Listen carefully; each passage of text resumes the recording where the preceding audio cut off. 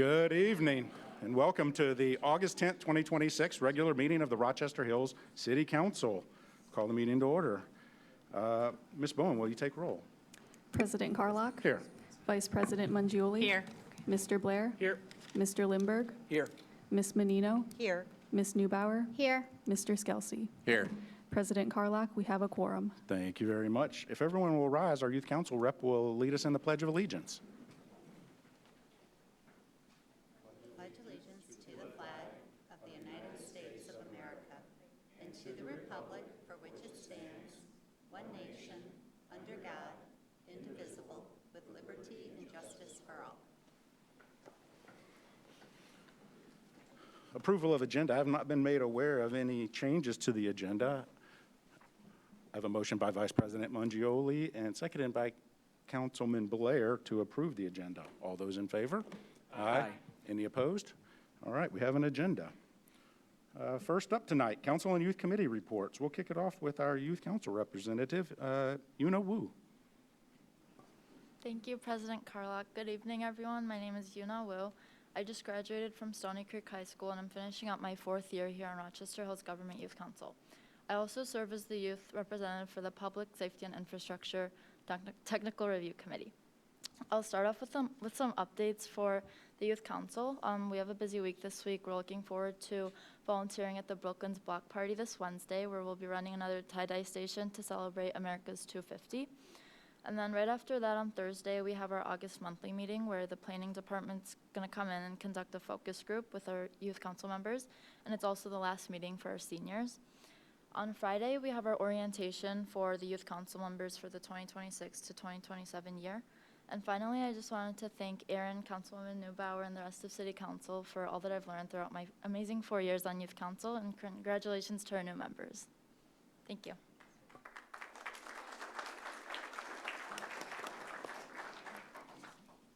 Thank you very much. We do have some council reports. Vice President Mangioli. Thank you, President Carlock. So my first one is to go to Clerk Scott, because for those of you that are 18 or older, you got to vote last week. So thank you very much for doing that. There is a ton of work. I brought my poll book, a ton of work that the clerk's office does every time we have an election. Days and weeks of training that they do for staff and community members who work at the elections. I will say I've been hearing some reports from a friend of mine who's on the Oakland County Board of Canvassers, and she would tell me things about when they would open up a bag and ribbons would be stuffed in the things and the list of voters wasn't available, and they were calling clerks and telling them, you need to come back to our office and bring this information. I'm like, that doesn't happen in Rochester Hills because we have the best clerks team in the county, if not the state, and I would say the country, because I know where your predecessor has now gone and trained people nationally. So thank you very much, Clerk Scott and the entire clerks team for all the work that they have done, making sure that our election went smoothly, that everything was done according to the rules, the laws of our country and our state. So thank you again for everything that you've done and the entire clerks team for the work that they've done. So thank you, and thank you, President Carlock.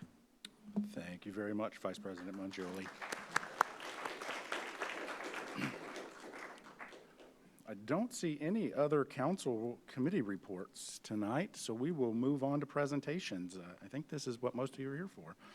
2026-0347, Rochester Hills Government Youth Council 2025-2026, final report and presentation of certificates and of recognition. Councilwoman Neubauer.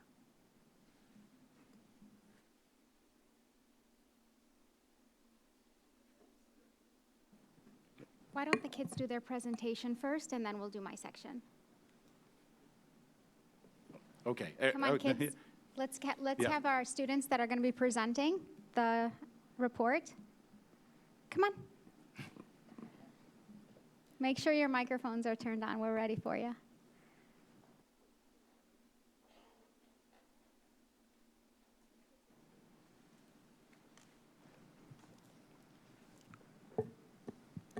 Good evening, President Carlock, Vice President Mangioli, Mayor Barnett, council members, and citizens of Rochester Hills. My name is Sasha Joshi, and I'm the current chairperson. My name is Christina Wang, and I'm the current vice chairperson. The RHUIC has had a busy but extraordinary past year. We have volunteered at countless city events, hit a record-breaking attendance for the cultural fair, and made impactful connections with city council, representatives, and citizens. In August 2025, the Youth Council was sworn in for the 2025-2026 year. We said farewell to our outgoing seniors and welcomed new members. We hosted our orientation for our RHUIC members and had a chance to get to know city council members and department directors. In September, the Youth Council volunteered at the Rochester Hills Bike Show, where we helped manage the bounce houses and the various vendors in attendance. We also attended the State of the City, where we helped out the mayor's office in greeting guests, helping Mayor Barnett's dog, Hills, and made the magical world of Wicked come to life for all the attendees. In October, we volunteered at the Rochester Hills Fire Department Open House, where we helped run the activities and famously wore the Sparky costume to hang out with the kids. We also spent our time helping at the Community Foundation tailgate, where we distributed the raffle prizes and helped raise funds for the Community Foundation. We are thankful for our friends over at the Community Foundation for their support of the Youth Council. We were also at the Stonewall Pumpkin Festival, where we assisted with various crafts and activities, such as pumpkin carving and other games. In November, the Youth Council attended the City Council's swearing-in ceremony, which was a great opportunity to welcome and familiarize ourselves with the dedicated leaders who represent us. Then later in the month, we went to the village lighting ceremony, where we handed out glow wands to light up the night for our community. A few of us also helped with elections that month, too. Moving into December, the Youth Council attended the Christmas parade and showed our love for the community. Our December monthly meeting was one to remember because we began our meeting at Meijer buying gifts for children at the Rainbow Connection. Later, we had a potluck at the Van Hoosen Museum, and we also had a chance to see the model train exhibit. Quickly after the holiday season, we had plenty of special meetings and worked hard to organize our Super Bowl event, which was held at the Rochester Hills Public Library. Having over 80 attendees, we collected cans and raised and got over 246 pounds of food for the neighborhood house, a key resource for our community. Following that, in February, we headed over to Lansing for our annual Legislative Day, where our Youth Council got a chance to meet Senator Weber and Representative Tisdale to see the Capitol. We also had the chance to have lunch at Midwest Strategy Group, where we learned from Adam Wright and Mike Campagnoni about what lobbyists do, as well as learning the true meaning of service at the statewide level. In March, we began planning for our biggest event, the Cultural Fair. We wanted to make this one our biggest hit yet, so we spent hours making calls, having meetings, and pulling all the strings to make sure we planned a flawless event that highlighted the immense diversity and culture in our community. With over 600 attendees that came to enjoy the live music, performances, food, and vendors, it's safe to say that this year was one we can never forget.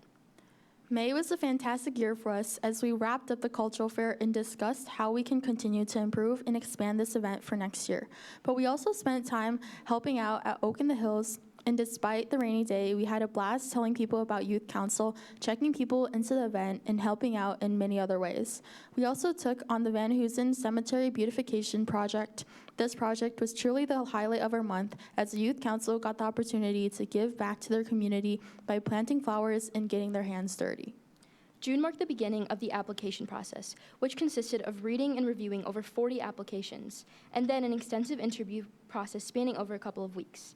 We also had Clerk Scott and Deputy Clerk Brown come in and tell us about the different jobs the clerk's office does.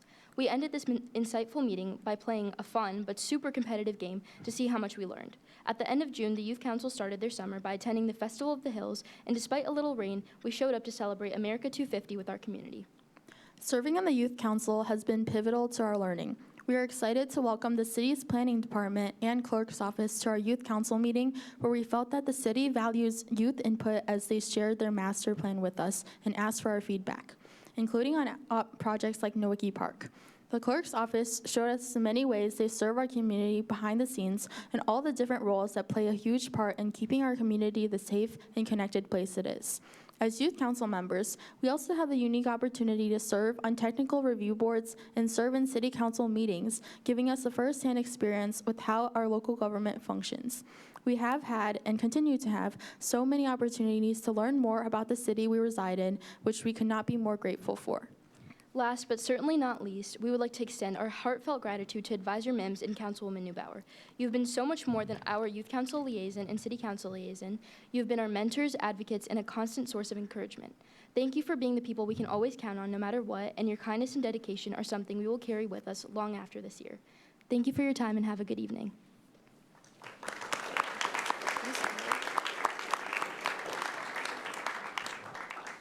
Thank you very much. You make presentations look easy, I will say that. I don't see any council comments on the presentation. Councilwoman Newbauer, you want to say a few things? I think it was kind of a mistake that I had you guys go first, because of course you made me emotional. I'm so proud of you, all of you. Your presentation's amazing. All the things that you've done for the city in the last year, how you've grown. It's just so amazing to see, and I am so proud of you. I'm a little heartbroken that our seniors are leaving. You have to come back. You have to come back and talk to us and let us know how you're doing. You know, you guys grew up with us, and we just want to see you, and, you know, we want you to remember us, because we will never forget you guys.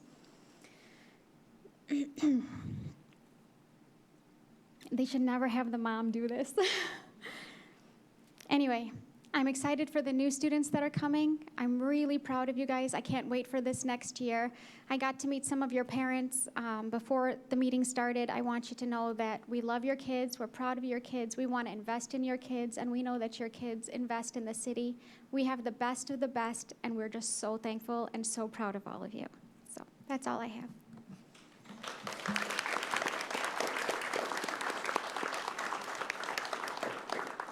Thank you very much, Councilwoman Newbauer. Yeah, being an elected official is something that's not for everybody, and it is, it's good for you all to have done this. It's a good experience, and I hope that you'll consider serving the community in some other way as you move on in your lives. So, I don't see any further council comments on this presentation, so we'll move on to the next one, which is 2026-0346, the Rochester Hills Government Youth Council 2026-2027 swearing-in ceremony. So Councilwoman Newbauer will step down to the podium here.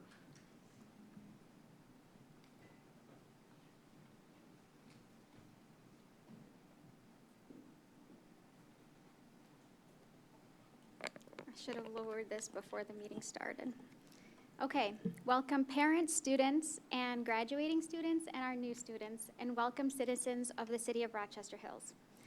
I was appointed to serve as the City Council representative for the Rochester Hills Government Youth Council in December of 2025, and it has been my great privilege and probably the best part of being a City Council person.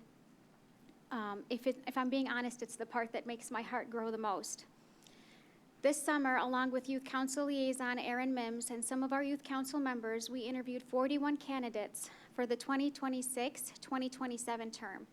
We had an opportunity to read candidates' essays and letters of recommendation, and each candidate was individually scored based on their interview answers, essays, and presentation. The rigorous process reflects the degree of honor associated with being offered and taking a position with the Rochester Hills Government Youth Council.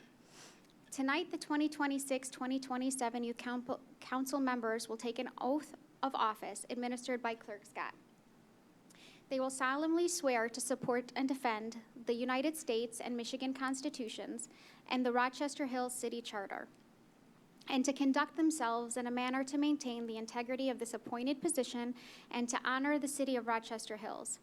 As representatives of the city with a specific charge and obligation to maintain and enhance the honor of Rochester Hills, these students will have the privilege of serving the residents of the City of Rochester Hills.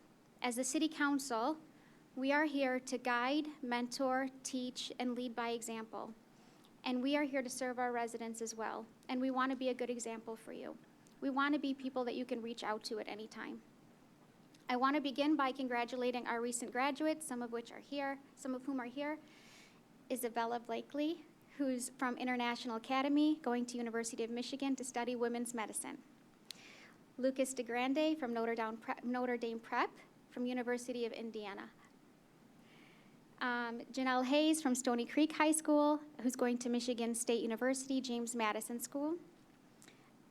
Eliza Pizzuti from Rochester Adams High School, going to University of Michigan. Sid Saith from Stony Creek High School, going to University of Michigan to study medicine. Oh, Eliza's doing medicine as well. Andrew Thomas from Rochester Adams High School, going to University of Michigan for dentistry. and Yuna Wu from Stony Creek High School going to the University of Michigan for engineering. We are so proud of you guys.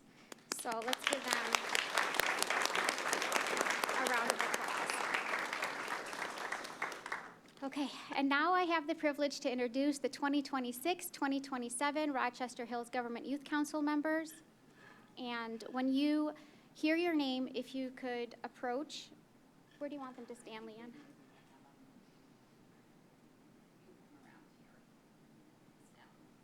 If you could come around here so that you guys can take your oath together. Okay. Roselle Archon from Stony Creek High School. Oliver Blakely from Rochester High School. Sachi Danakar from Adams High School. Brennan Deal from Stony Creek High School. Jackson Deal from Stony Creek High School. Kishio Giri from Stony Creek High School. Sasha Joshi from Adams High School. Annika Canadale from Adams High School. Juwan Kim from Adams High School. Saisha Panikak, sorry, I'm so sorry. Say it for me. Putnak from Rochester High School. Carson Pavlov from International Academy. Noura Kedri from Rochester High School. Dev Shah from International Academy. Divya Shah from International Academy. Divya Sheth from Stony Creek High School. Sophia Thomas from Marion High School. And Christina Wang from Adams High School. Can we give them all a round of applause?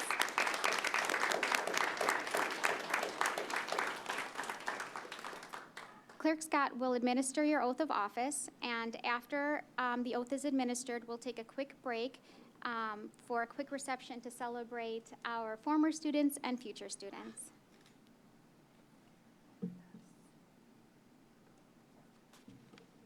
Okay, I'm going to move this out so I can see you all. Congratulations to each and every one of you. And if you would, raise your right hand, and I'm going to have you repeat after me. I do solemnly swear that I will support and defend the Constitution of the United States, the Constitution of the State of Michigan, and the Charter of the City of Rochester Hills, and that I will faithfully perform the duties of the office of Rochester Hills Government Youth Council member in and for the City of Rochester Hills, Oakland County, Michigan, conducting myself in a manner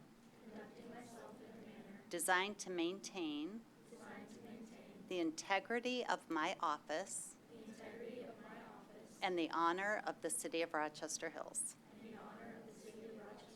according to the best of my abilities. So help me God. Congratulations, everyone.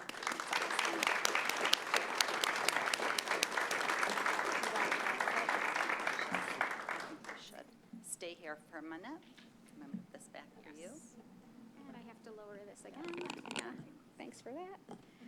If City Council could come down and congratulate our Youth Council, and then we'll take a couple pictures, and parents can take pictures, and then we'll break for our reception, okay?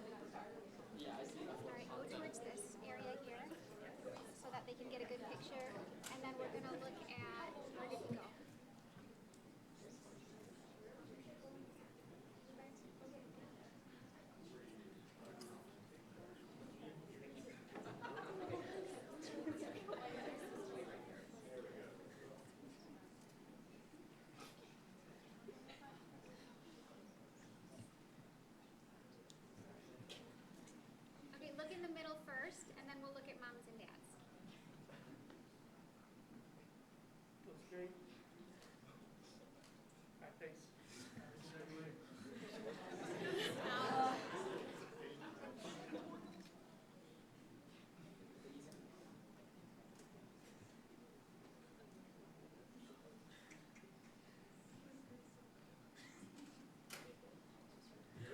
good?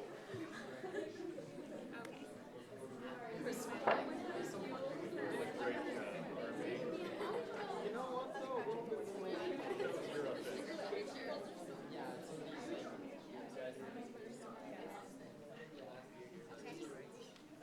Yes. Yeah. Okay, let's just. We can, is he gonna adjourn the meeting or?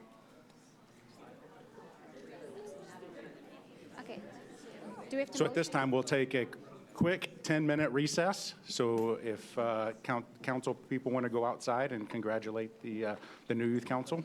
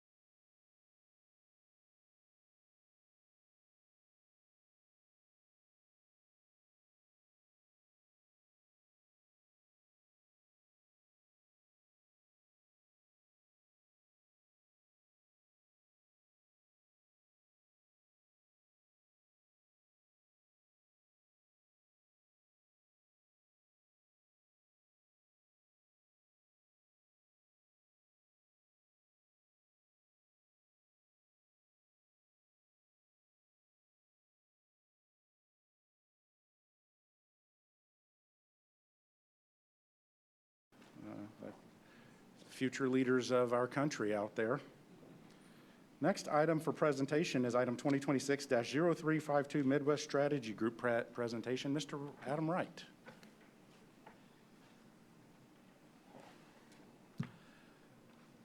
Good evening, President Carlock, Vice President Mangioli, and council members. It's good to see you all. Good to be here. Excited to just come and give you an update on what's going on in Lansing or what's been happening in Lansing. So first, pardon? Sure, absolutely. So the 2027 budget process is done. Didn't get it done by the statutory deadline of July 1st, but was very close. On the early morning hours of July 3rd, I think I left the office about 6:30 a.m. after going all night watching the legislature do the budget. They did get it passed, and approximate spending was about $86.3 billion. As you remember, the governor had originally proposed about $88 billion. For some policy initiatives that we'll talk about, we've mentioned this before, but last year the governor signed about 76 bills into law, which was the fewest enacted law since 1842. And so far this year, the governor has signed about 40 into law, and most of those have come as part of the budget deal. As most of you, I think, are aware, at the end of the last legislative term, there were 9 bills that were not transmitted from the House of Representatives after passing the House and the Senate to the governor. And there were a lot of legal wrangling that went on around these 9 bills. And recently, the Supreme Court made a decision that they had to present these to the governor. And so the governor was presented the 9 bills, and she actually vetoed all 9 of them. So what we expect, we've already seen legislators reintroduce some of these bills. We don't expect there to be action on the 9 bills that were vetoed this term, but we do expect them all to be reintroduced next term. Continuing on with the budget, what we saw from January Revenue Estimating Conference to May is that revenues were slightly higher than January, but still down overall. So there was some reductions that had to be made in the budget because of HR 1 at the federal level and road funding changes at the state level. And so as we talked about, the budget was sent to the governor. It contained no new taxes, didn't draw down from the state's rainy day fund. It also did not include any property tax negotiated deal, and the governor did sign the budget on July 21st. This year, for legislatively directed spending items, there's approximately $125 million in requests that were included in the final budget. That number is about half of what we've seen over different years, especially last year. For us specifically in local government, revenue sharing remains equal or current to our current funding year. Public safety revenue sharing also remains equal to the current funding year. The election equipment reserve fund that the governor put into the budget and the Senate supported was not included in the conference report, so not included for local governments to get that funding. Pure Michigan, all ongoing revenue was eliminated. There was one-time dollars that were included in the budget, $9 million, and then a $2 million one-time funding for special events. One of the things that we saw with the budget, it doesn't always happen, it does on occasion, that we have policy bills that are included with budget negotiations. This was probably the largest number of policy bills, between 40 and 50, that we've seen included with the negotiation of the budget. Some of them that are important for us to look at, Senate Bill 732 amends the transformational brownfield economic development statute, so it'll eliminate the sunset, so it'll continue, and increases the annual captures for that program. So for economic development purposes, that was a good bill. Senate Bill 721 and 722 extended the sunsets on the Commercial Redevelopment and Rehabilitation Acts. The reason why these were so important are both of these acts had actually expired December 31st of 2025. And local governments utilize these for redevelopment and rehab in their towns. And so when these expired, many of those projects that were in the hopper had to stop. So getting those taken care of was good, and extending those sunsets was important. And finally, there was a housing package of sort that passed. Senate Bill 966 was part of that. It creates a low-income housing tax credit. But the housing package that the governor signed and that she took a victory lap on wasn't anything that we were fighting against. So that's positive. Some of the legislative policy initiatives I want to just touch on about things that are going on in Lansing and what they're talking about. There have been several bills regarding data centers that have been introduced, and we're not certain what will happen with these bills. Republicans have introduced some, Democrats have introduced some in each chamber. At this point, it's possible for them to pass their respective chambers. Whether or not the other chamber will take it up remains to be seen. So some of the initiatives that have been introduced, first one is a statewide moratorium that would temporarily halt the construction of new data centers and the issuance of state or local permits until April 1st of 2027. My guess is because we're getting further in the year is that if they did something with that bill, they would move that date from April 1st. But they would have to amend the bill to do that. There's also legislation to address pumping and usage limits of data centers to protect drinking water in lakes. And that would require prevailing union wages and project labor agreements for data center construction. Would ban public officials from using strict non-disclosure agreements to keep big tech deals hidden from local communities. And there are proposals mirroring guardrails established by the Public Service Commission that aim to guarantee that data centers do not increase energy costs for everyday ratepayers. It would require data centers to pay upfront for necessary grid infrastructure and mandate commitments to renewable energy and peak demand power reduction. So those are some of the bills that have been introduced. Don't see a whole lot of energy behind them in committees and getting done because there's not a whole lot going on in Lansing right now. But we'll see as they return. The other thing is Governor Whitmer has launched the Michigan Affordability and Responsible Growth Pledge. And this is asking any sort of incoming data center developers to commit voluntarily to environmental compliance, local hiring, and strict non-disclosure transparency. But again, this is something the governor has launched, and this initiative for developers is voluntary. Next, on housing, I mentioned housing just a little bit, but want to update you on the local preemption bills that are before the legislature.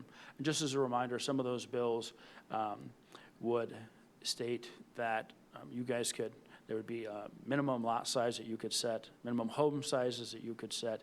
It would make accessory dwelling units and duplexes by right, as well as institute a shot clock for local governments to approve applications.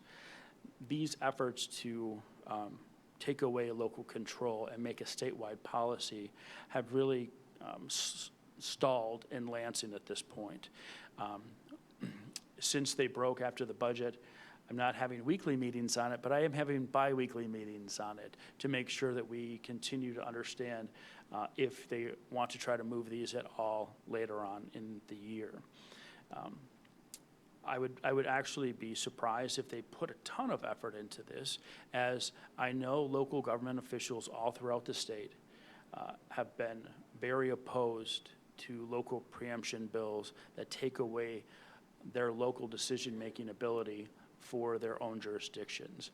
And so they have, and I give you all credit because you have done it, and many other local governments throughout the state have also done it, and spoken to their legislators and spoken to other legislators that they know and just said, taking away local control isn't going to help housing. It's not going to decrease the cost of a house. It's just going to have one statewide policy that actually favors developers. So we will continue monitoring all the housing legislation on your behalf and continue to update you as things progress. The last legislative policy initiative on this slide I want to talk about is the Revenue Sharing Trust Fund. This is something that's been important to local government for some time. It was included with the Senate's budget.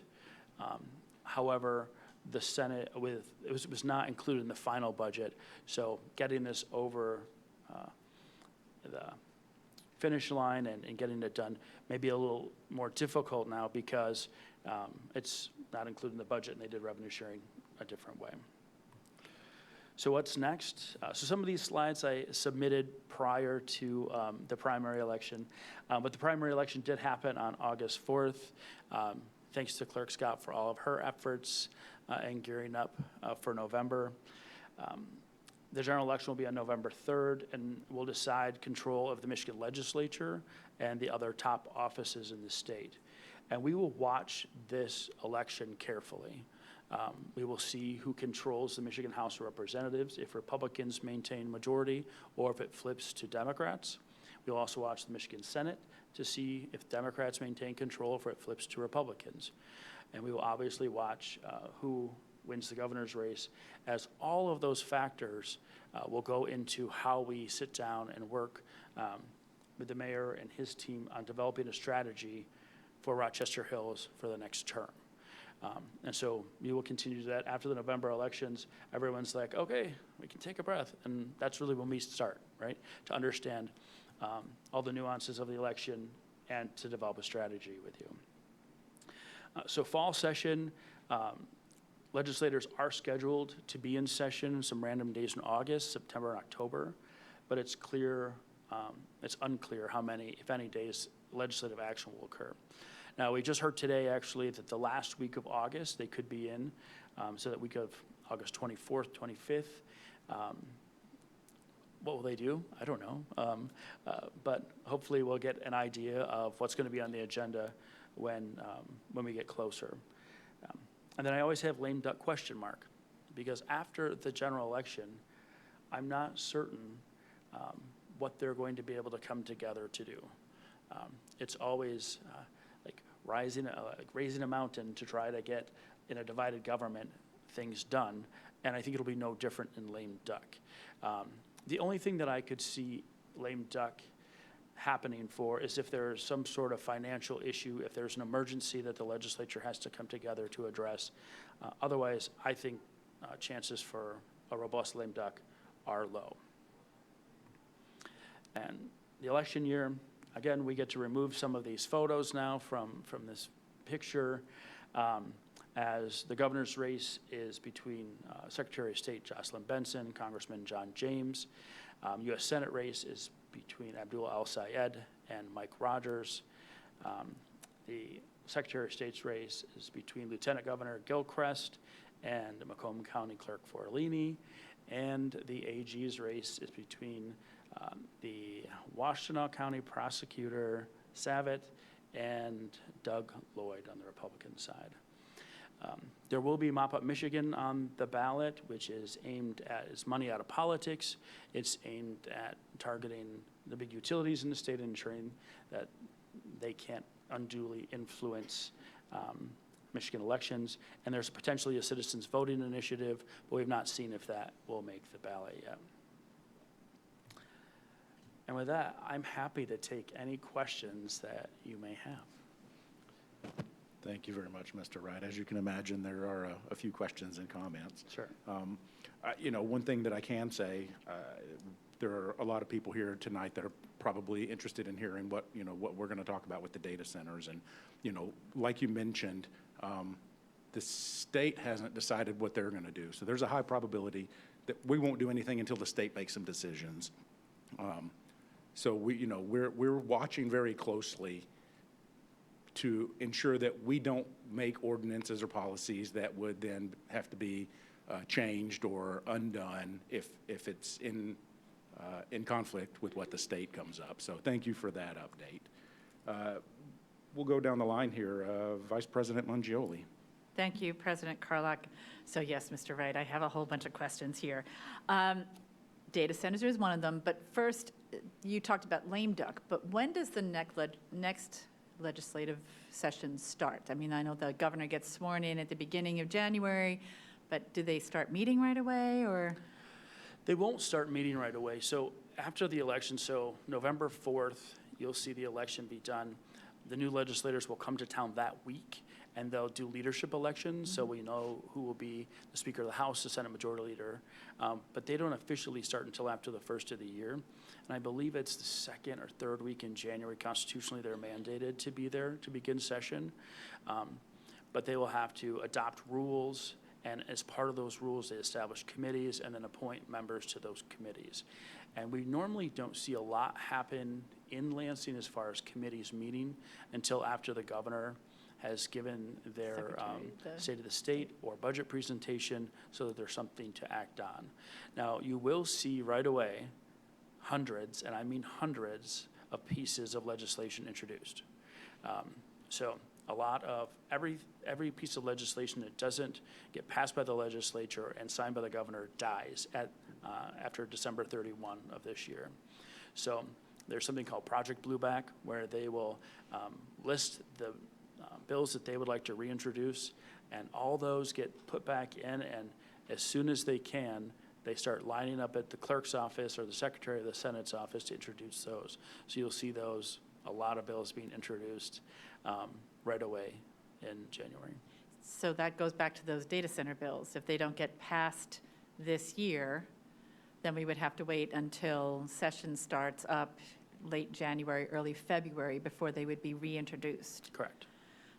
So once they pass a bill, let's say they just passed the data center bills this year and they put a moratorium in place until April 1st, then they have to get committees to start working on the data centers at the legislative level, or do they just say, moratorium till April 1st, go ahead, local communities, you deal with it now?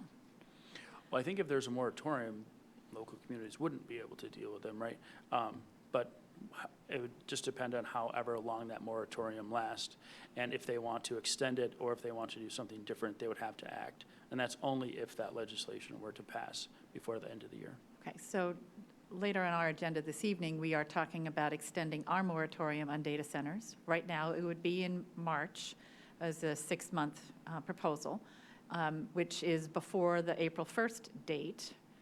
So we would be before the state would allow their moratorium to lift potentially, but no direction may be given to us as to what could happen with those data centers at that point, correct? That's correct. So could they extend their moratorium beyond April 1st? Sure. And then, and how long do moratoriums usually last? 6 months, a year? This is new for me. I'm not sure. I've Okay. not seen them do moratoriums with a certain segment of, a certain sector of the business community before. Okay, and maybe more of a question for Mr. Christ, which I'll come back to later, is if there's a moratorium in place, no data centers being built, can we be sued if we don't allow a data center to be built? And I'll come back to that one later on the other agenda topic. But that would be a concern, because we often hear that there's someone going to sue us if we don't allow them to build a data center. So I'm going to put Lawyer Christ on the hot seat later. You mentioned the election equipment, and I know our clerk has been looking forward to new election equipment. Does this mean the state's not paying for new election equipment? Yes. Okay, so then I'll tell the audience and those watching to make sure they come to our council meeting next week when we talk about our budget and possibly talking about paying for new election equipment. So thank you very much, Lansing, for not giving us the money on that. So the LDSI, that's the local bills, what other impact is there to Rochester Hills with those bills or the lack thereof of the LDSI ones? Those were the local ones, weren't they?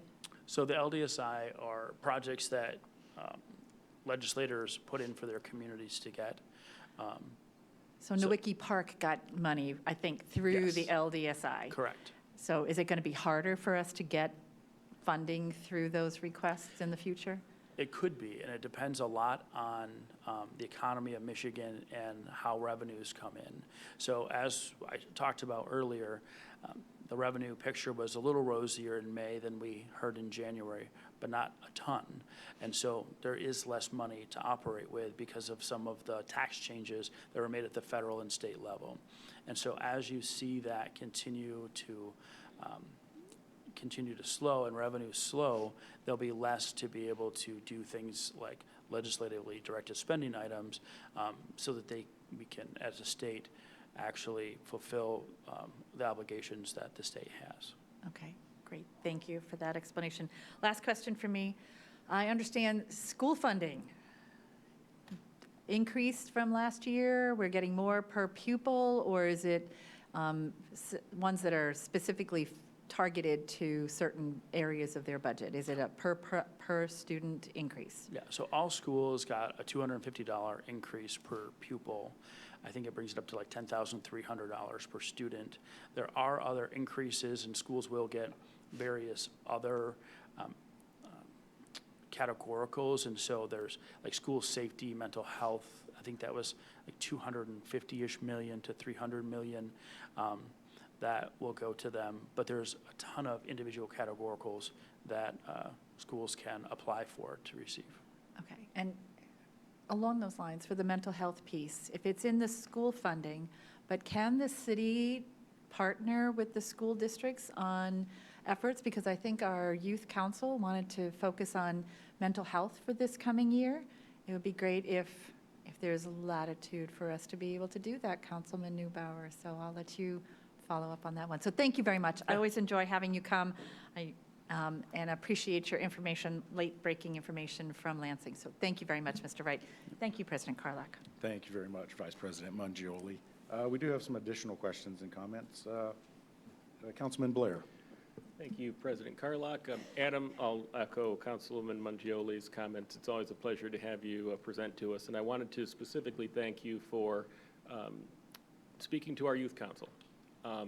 They obviously are on their way to hopefully pursue public service in some capacity. I'd be shocked if they didn't. And we really value the opportunity to mentor those young people. But most people go through their lives, and when they hear the word lobbyist, it conjures up some pretty undesirable aspects. And to have someone take them under their wing and show what good and what advocacy communities can get from Midwest Strategies and other similar firms is extremely important.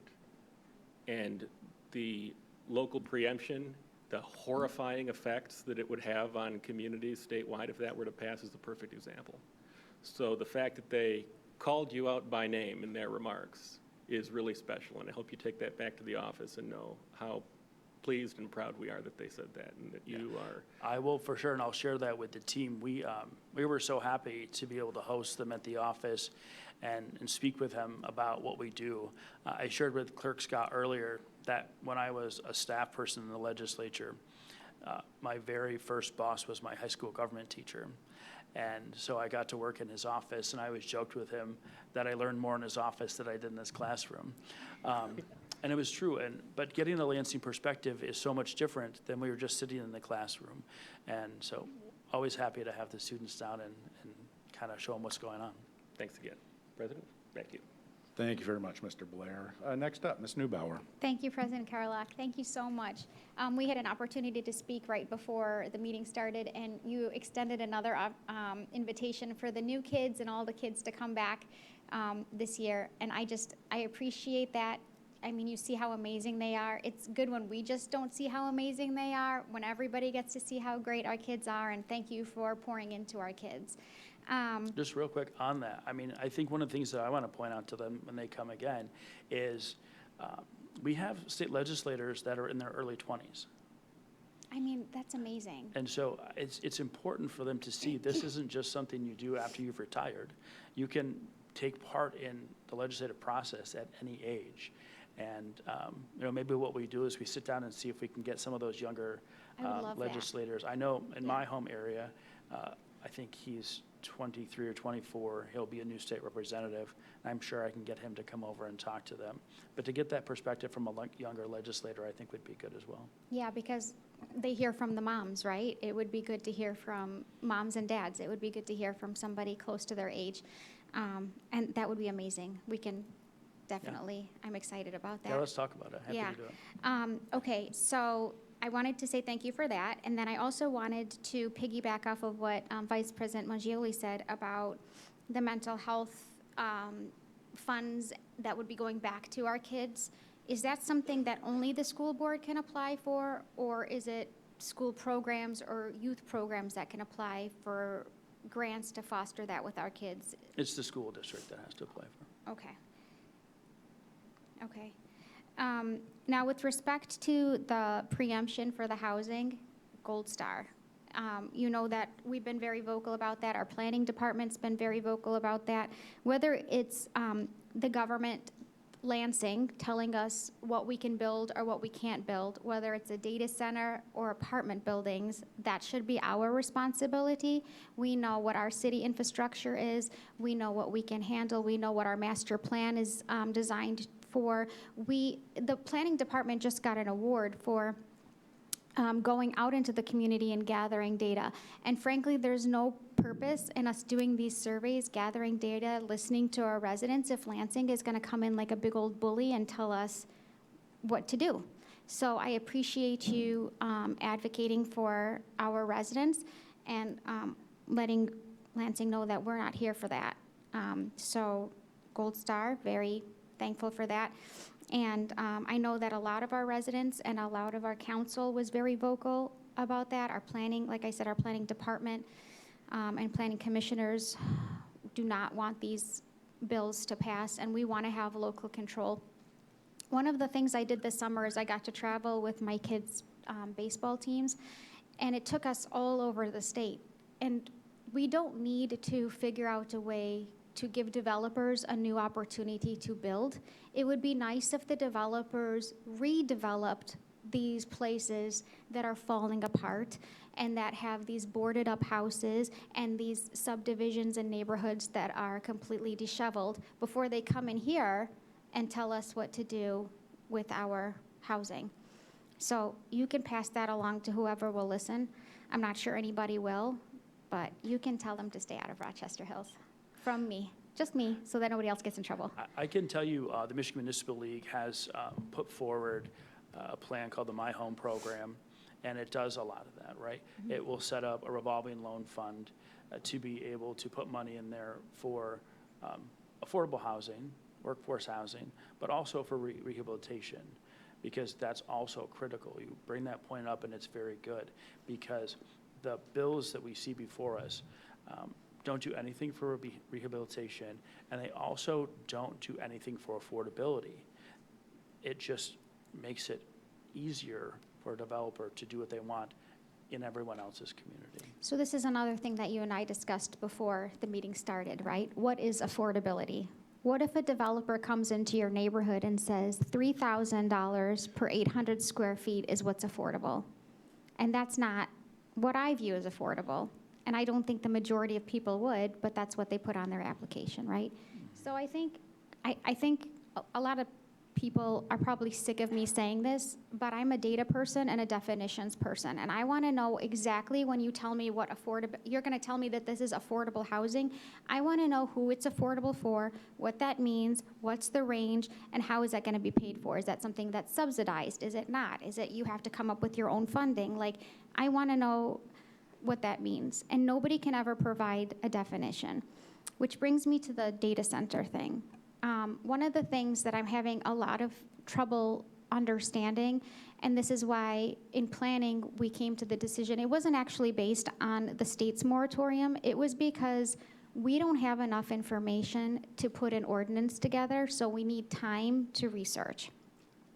And nobody can tell me what the range of data centers are, whether it's as big as an air conditioning unit or as big as this building, and what the energy draw is and all that kind of stuff. And so I would like to know what how Lansing is defining all these things, because you put in, I think it was the first slide, That's not true, hold on. Slide number 5, that several bills regarding data centers have been introduced, and most appear to be messaging bills designated to use during the general election campaign this fall.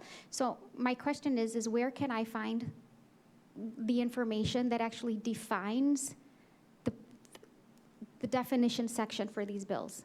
Like, where can I find that? Sure, I'm happy to send you a list of all of the bills that they've introduced so that you have them. Okay. I know also we do a lot of work, as Rochester Hills does, with SEMCOG, and SEMCOG has had some great presentations on data centers, and they've had some experts come in, and I think can answer a lot of those questions. Whatever you can send me, I'll pass on to our Absolutely. residents. Yes, Okay, thank you so absolutely. much. You're welcome. Thank you very much, Mr. Wright. It's always informative when you come out and speak with us, and we really do appreciate it. So, thank you. Thank you. Have a great evening. Thanks, you too. Next up, consent agenda. All matters under consent agenda are considered to be routine and will be enacted by one motion without discussion. If any council member or citizen requests discussion of an item, it will be removed from the consent agenda for separate discussion. We have had a member of the audience request to remove the items associated with the easements for Auburn Angara Oaks, so I will remove items 2026-0350 and 2026-0351 from the consent agenda, and we'll discuss those immediately following. I have a motion by Vice President Mangioli, seconded by Mr. Blair, to approve the remaining items on the consent agenda. All those in favor? Aye. Any opposed? That motion passes. So we will discuss item 2026-0350, request for acceptance of the amendment to sanitary sewer easement granted by Roger G. Stone as sole trustee of the Roger G. Stone and Beverly A. Stone Revocable Living Trust dated August 25th, 2025 for Auburn Angara Oaks. Speaking on behalf of the city will be Director Ballant. Good evening.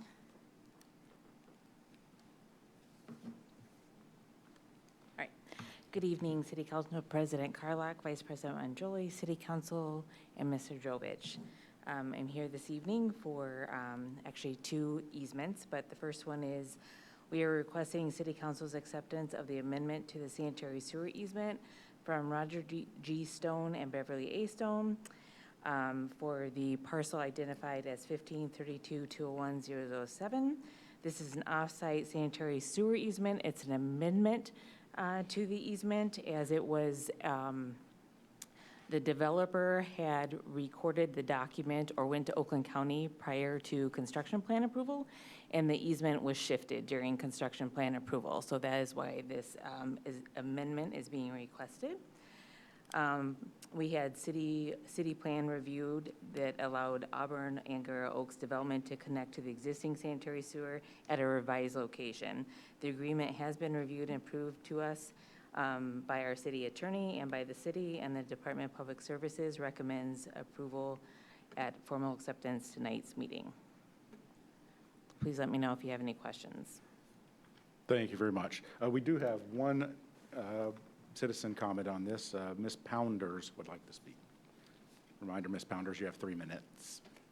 Hi, yeah, I was just here for the data center discussion, actually. When I was looking at the agenda, I noticed that Auburn Oaks was mentioned on there, and being that there's been so much amendments to filling wetlands and changing this and that, I just thought, I was curious as to what this amendment was all about, too. And I actually emailed Chris McLeod, and he kind of told me that the engineering, like he doesn't have any part of that, but engineering and building department maybe does or something? It's just engineering. Yeah, okay. So that's what I was curious about, like if this was just another amendment to the development, but you're just, it's an amendment to the easement agreement.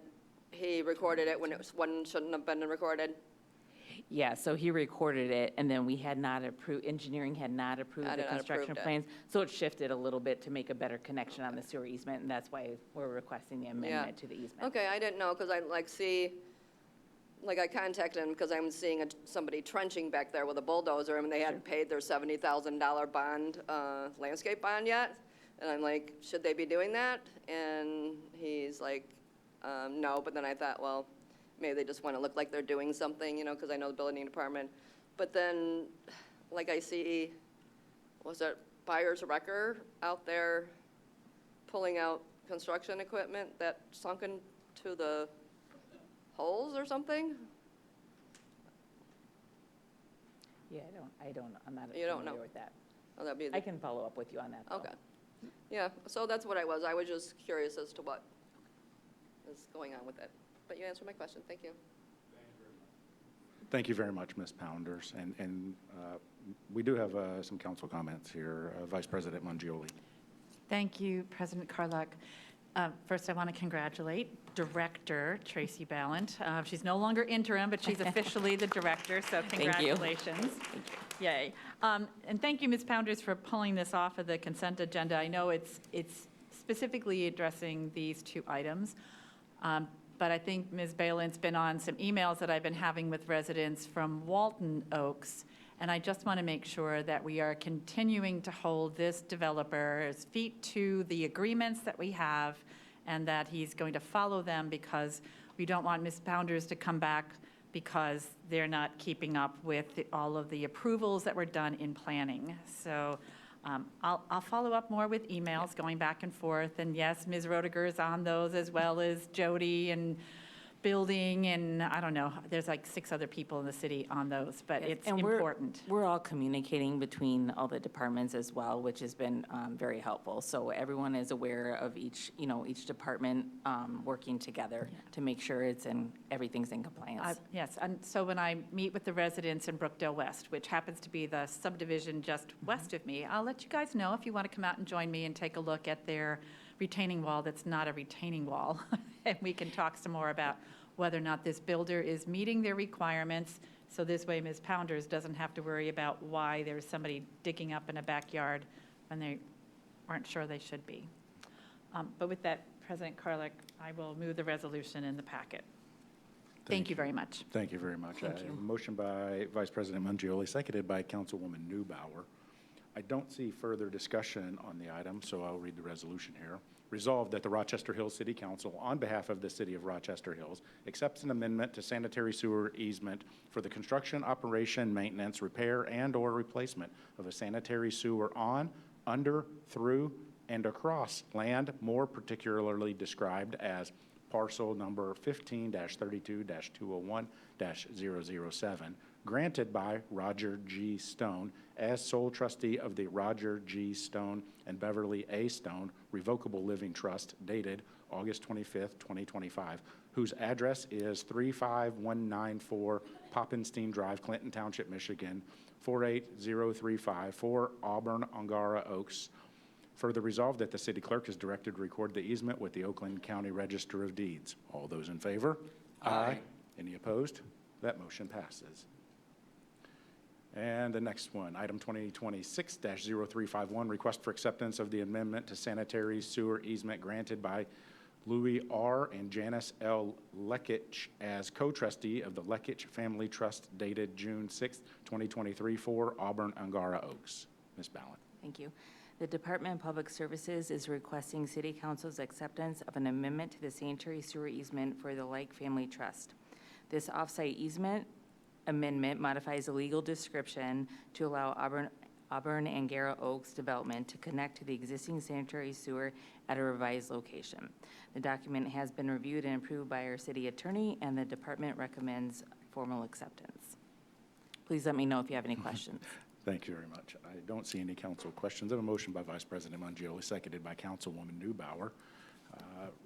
Resolved that the Rochester Hills City Council, on behalf of the City of Rochester Hills, hereby accepts an amendment to sanitary sewer easement for the construction, operation, maintenance, repair, and/or replacement of a sanitary sewer on, under, through, and across land more particularly described as parcel number 15-32-201-023, granted by Louis R. and Janice L.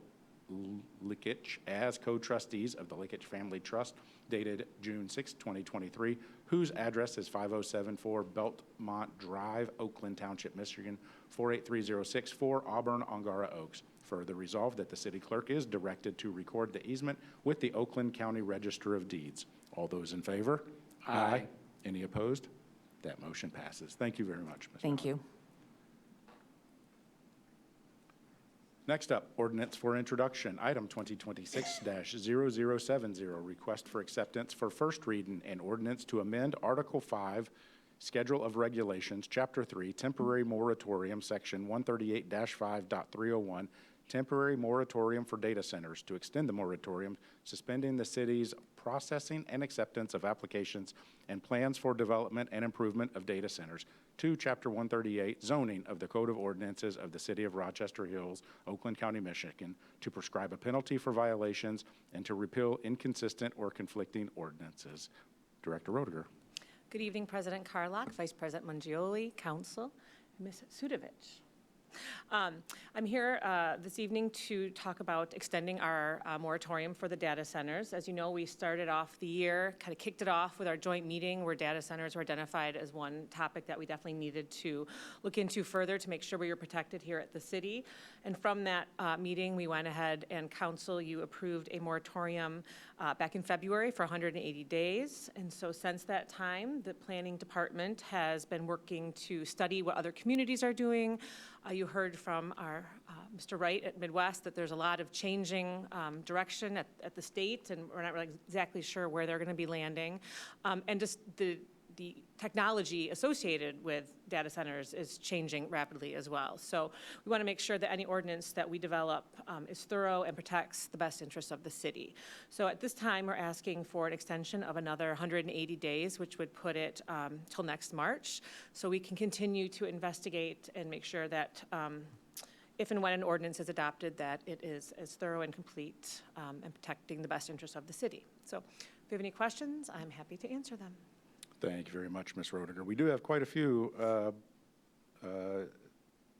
citizens that would like to speak on this topic. So as I call your name, please approach the podium. Please remember you have 3 minutes to address your topic. First off is Tara Donnelly.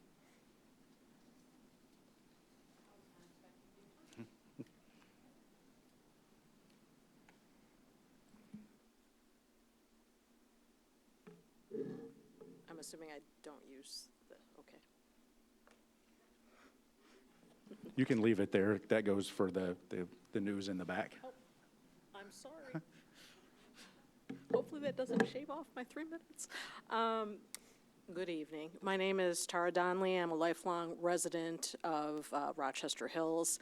First of all, I wanted to start off by giving huge thanks to all of you on City Council, the City Planning Department for being so proactive in terms of, bringing about the moratorium and extending it and looking into what's going on in other communities, because I, as a resident, am extremely concerned about the proliferation of data centers, quite frankly, across the state, across the nation.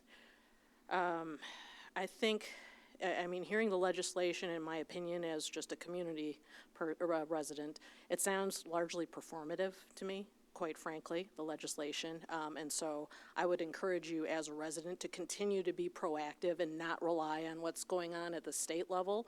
Keep doing what you're doing and looking at what's going on across the state. I'm just voicing my support for everything that you're doing, because I think people need to understand what the community feels like. The second thing I wanted to talk about, as a resident, I want to help you guys if I can. So if there's something that I can do beyond speaking in support of you and attending the meetings, getting the word out, please let us know as citizens how we can assist you. Because this is, I have kids in this community. I want to protect the green space. I want to protect our natural resources. So anything I can do to assist you as a community member, would really appreciate it. We have especially 2 council members who've done a fantastic job of keeping at least me informed. I knew to show up at 7:30 tonight, and I knew that the moratorium was going to be on the agenda. So thank you for keeping your community informed.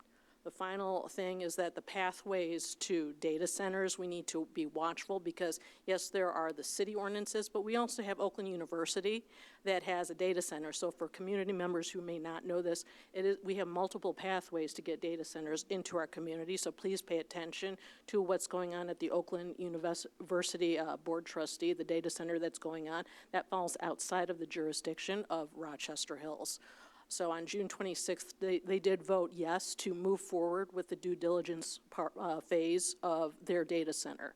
So please keep an eye on that, as well as these meetings here.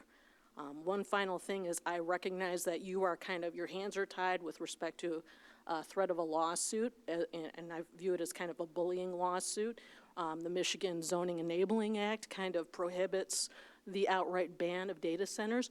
If we as citizens can do something to talk to people in Lansing and to communicate that, we need to look at that piece of legislation specifically, because all these moratoriums don't address the root cause of the problem. And, as an engineer, I always look at the root cause. So thank you. Have a great evening. Thank you again. Thank you very much, Ms. Donnelly. Next up, Matthew Isopi.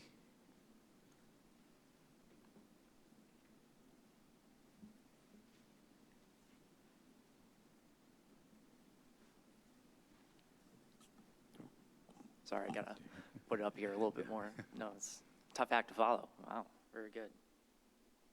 Just one second. Good evening, Rochester Hills City Council. My name is Matthew Isopi. I'm a resident here in the city. Have been for about 3 years, and I wanted to just come out and just be involved in the civic process and being engaged with, our meetings, and just share that, I am in favor and thankful for all of you in wanting to extend this moratorium further on the data centers. I recognize that, there's a lot of factors that are above us in the air in terms of how we're trying to manage and go through all of the steps in this, and I really appreciate all of you and just wanting to make sure you have all your information, you have all your ducks in a row before you make any real concrete decisions on what you might want to really do here. All of this technology is very new, and it is seizing a lot of public officials up in terms of just the, sensationalism of it, but I really appreciate that all of you are taking the time and effort to really just go line by line on what we're really trying to, understand about getting this in here. How is this impacting our city infrastructure, our water resources, our land use, all of the things that are coming forward with the potential consequences, both environmentally and civically, with these kinds of operations. I also want to appreciate just the desire to make sure we have our legal frameworks in order as well. I think if we play too fast and loose with the laws here and we have other things that are happening, I understand that, we might have some very hairy lawsuits on deck with that. And I'm no legal expert. I'm just a guy. I ultimately just want to make sure that, my city doesn't, get their feet held to the fire for things that we could have avoided, and we could have taken the time to, figure out. And yes, okay, 180 days, kind of rough, kind of annoying to deal with, but hey, I'd rather take the extra time to get this down and really put everything forward versus having potential years, if not decades worth of headaches that we have to worry about if we move forward with this. Again, I wholeheartedly recommend and thank the, Planning Committee and the Planning Commission, apologies, Planning Commission for their, time and effort and diligence on this matter. Way more involved and way more plugged in than I am on this, but, I wholeheartedly recommend that, we trust the experts on this operation, and we vote to, continue extending this moratorium, and we continue to get our, operations, in order for this. So thank you very much for your time, and I appreciate it. Have a good day. Thank you very much, Mr. Isopi. Next up is Mr. Huffman, John Huffman.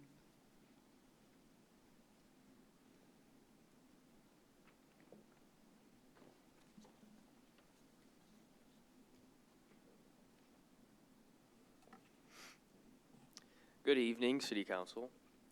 My name is John Huffman. I am a resident of Rochester Hills for my whole life, past 27 years. I'm at 180 West Auburn. I actually had a whole speech written out for you guys, but you guys actually really quashed all my concerns that I had coming into this about the data center moratorium. And I just wanted to really bring up the lawsuit situation that we're dealing with. And I want to put forward some sort of project that I'd like to hopefully start with you guys, because we are Oakland County, Macomb County, Wayne County, we are way more politically relevant in Michigan than a lot of people realize. And I really want to get some of these cities and townships around the area to start some sort of coalition and bringing all these communities together and really taking it to the state of Michigan and their legislation problems that are happening right now. So that's really all I had to say, because you guys are doing a fantastic job. And I think, I think a lot of people here can also say the same, that we are very glad to have you guys, really stepping forward and putting the right foot down when it comes to everything that's happening lately. So I appreciate it. Thank you so much. Thank you very much, Mr. Huffman.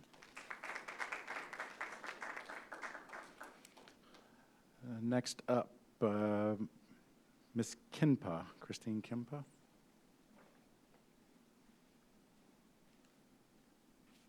Good evening, Council. I understand that data centers aren't going anywhere, and there are some positive aspects of advancing this technology. However, the cost and negative aspects must be taken into consideration. Striking the right balance is critical to the well-being of future generations, as we all know. I ask and pray on behalf of our grandchildren for the extension of the moratorium. This decision should not be rushed, as I appreciate you are doing, as I learned today.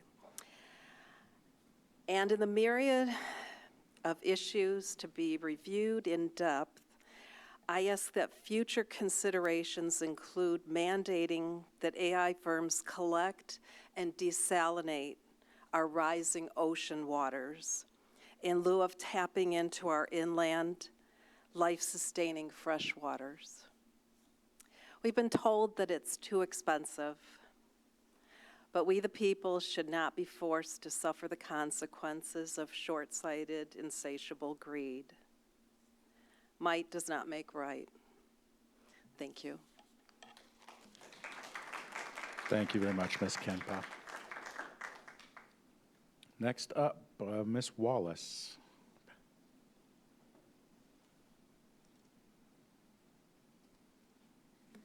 Good evening, Council. My name is Pam Wallace, and I live at 168 Cloverport, and I want to thank you for your work on the moratorium here, and I want to also say that I'm delighted that you're considering extending it and that the Planning Department has come to that conclusion as well.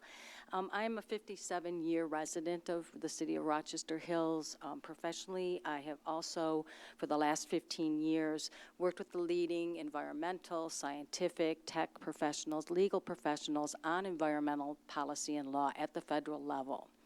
And I want to begin by sharing that because I would like that to inform our conversation this evening. And I've heard a lot about what Mr. Wright said is on the docket at the state level. I think that that is exceedingly important. You also want to be aware that there are hundreds of lobbyists every single day currently advocating for the tech industry at the federal level, and they're expecting preemptive legislation that is going to really significantly limit your control over this issue within the next couple of months. And so while I wanted to give you some background regarding this and why we want to say no to data centers at this point, what I think I want to point to is some recommendations that I give to communities all over the country and actually the world on this issue, and other professionals that I work with. The first thing is you need to understand this is a significant issue, and we're at a pivotal point. We're at a point where the needs of big industry are starting to basically become so large and significant that they may not be sustainable. Whether you're looking at it from a community impact viewpoint or whether you're looking at it from a resource viewpoint, there is real doubt within the expertise in the legal, tech, and environmental communities that this is sustainable. And it's not, it's outpacing our ability to meaningfully get educated and to create meaningful policy on. So this is a huge challenge for communities. It's a challenge that you have never been faced with. At the same time, you are dealing with laws at the state and federal level that, like never before, that are coming after your local control because you are conflicting with the industry objectives. Okay, and what I want to say about data centers is it's not just about our future, and it's not just about powering AI. It's also about keeping all of the data that you're getting on your smartwatch, your smart meters, that is monetized and sold by the industry or used by the industry, and they make hundreds of billions of dollars a year on it. So if you kept every box from your Amazon shipments in your house and never threw anything away, you'd need a bigger house, bigger house, bigger house too. So there's some decisions to be made about how we're going to go about handling the situation and how we are going to, as communities, inform industry and our policymakers about what steps we need to take to make these types of things safer, to retain our local control. Thank you very much. Thank you very much, Ms. Wallace. Next up, Ms. Yates. Good evening. My name is Matt. Is that better? Okay. Good evening. My name is Rhonda Yates, and I live at 56 Texas Avenue. I'm here tonight to support the 180-day extension of the data center moratorium. So I understand that the Michigan Zoning Enabling Act prohibits you from outright banning data centers. That makes it even more important that we take the time to create strong zoning regulations before a proposal gets in front of you. So I'm going to share with you some of the things that citizens have been sharing with me. One concern is water. As you know, Rochester Hills has already experienced 2 major water disruptions this year, including boil water advisories, and AI data centers consume enormous amounts of water for cooling. So I would ask that the city planning department require these closed loop systems and have strong no discharge policies to protect the Clinton River watershed, along with meaningful enforcement and penalties for noncompliance. The second thing is setbacks. The 500-foot buffer from residential property doesn't go far enough. We need a minimum of a 1,000-foot setback, and I would encourage the city to also require 3D acoustical modeling funded by the developer to certify compliance prior to construction. Low-frequency noise can create structural vibrations that pass through standard walls, and it isn't always captured by traditional sound measurements, but it can affect residents and wildlife. I got Southern there for you, Jason. The third thing is lighting and energy. The ordinance should include strong lighting standards and protections against the facility's enormous electrical demands. Depending on their size, some data centers can use the same amount of electricity as 1,500 private homes. My neighborhood alone this year has experienced 6 power outages since April. Residents shouldn't bear the cost of increased demand through reduced reliability and higher utility bills. And finally, I believe the ordinance should prohibit data centers on former landfill sites. Combining methane gas with large industrial facilities creates an unnecessary and unacceptable risk to the community. Further, the city should require a decommissioning fund or equivalent financial assistance to cover demolition, site restoration, and any environmental cleanup. Those costs should never fall to the citizens of Rochester Hills. So please use this time to adopt regulations that put the health, safety, and quality of life of Rochester Hills residents first. Thank you.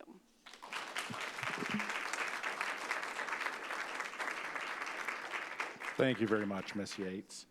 I'm going to butcher this one. Annette Guycon? Gilson, okay.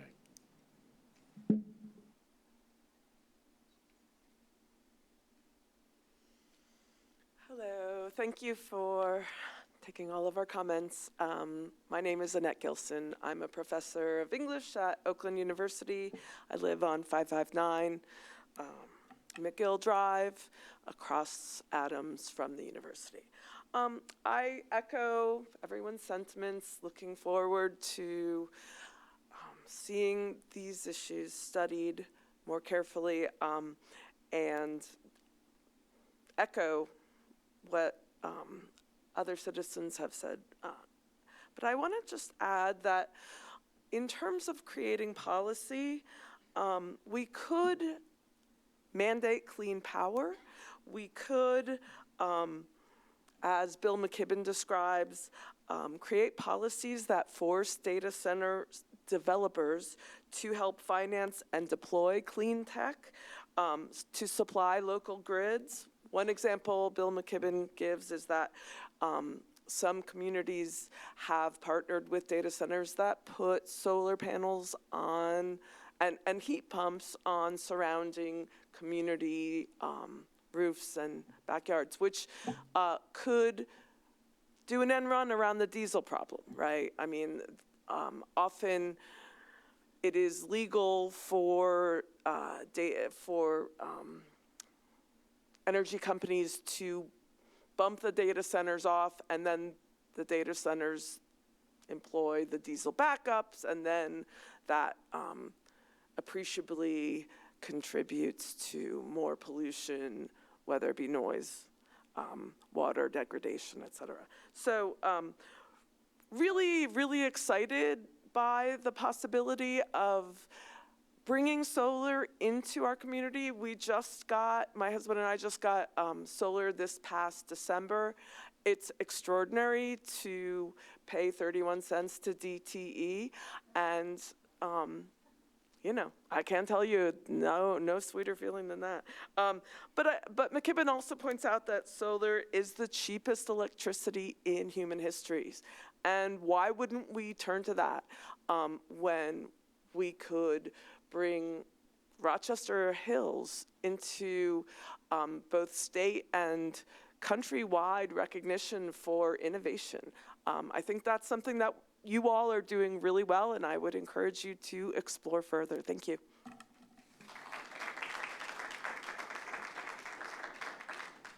Thank you very much, Ms. Gilson.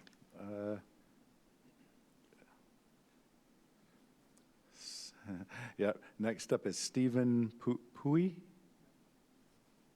Was I close?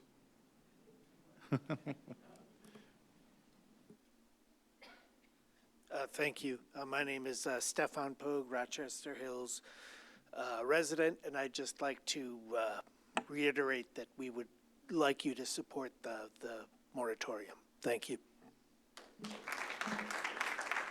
Thank you very much. Next up, Kim Zonka.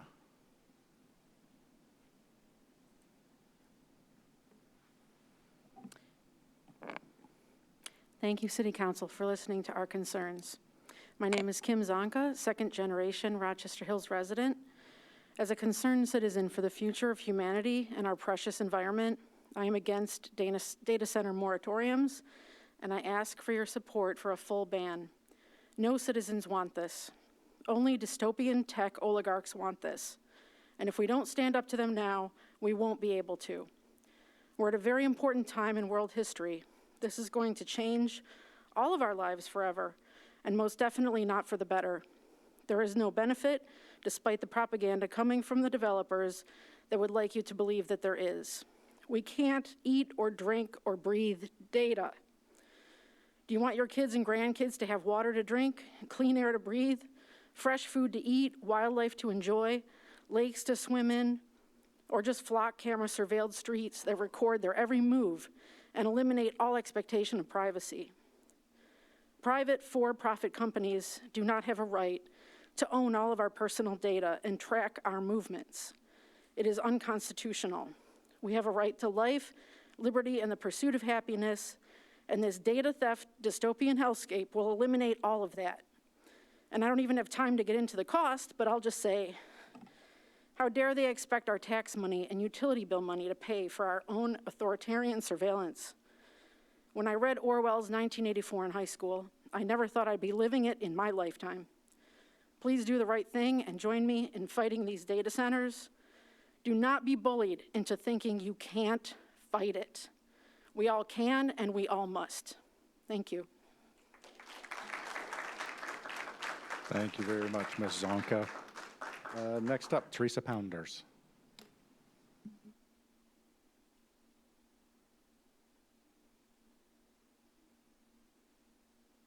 Hi, Teresa Pounders again.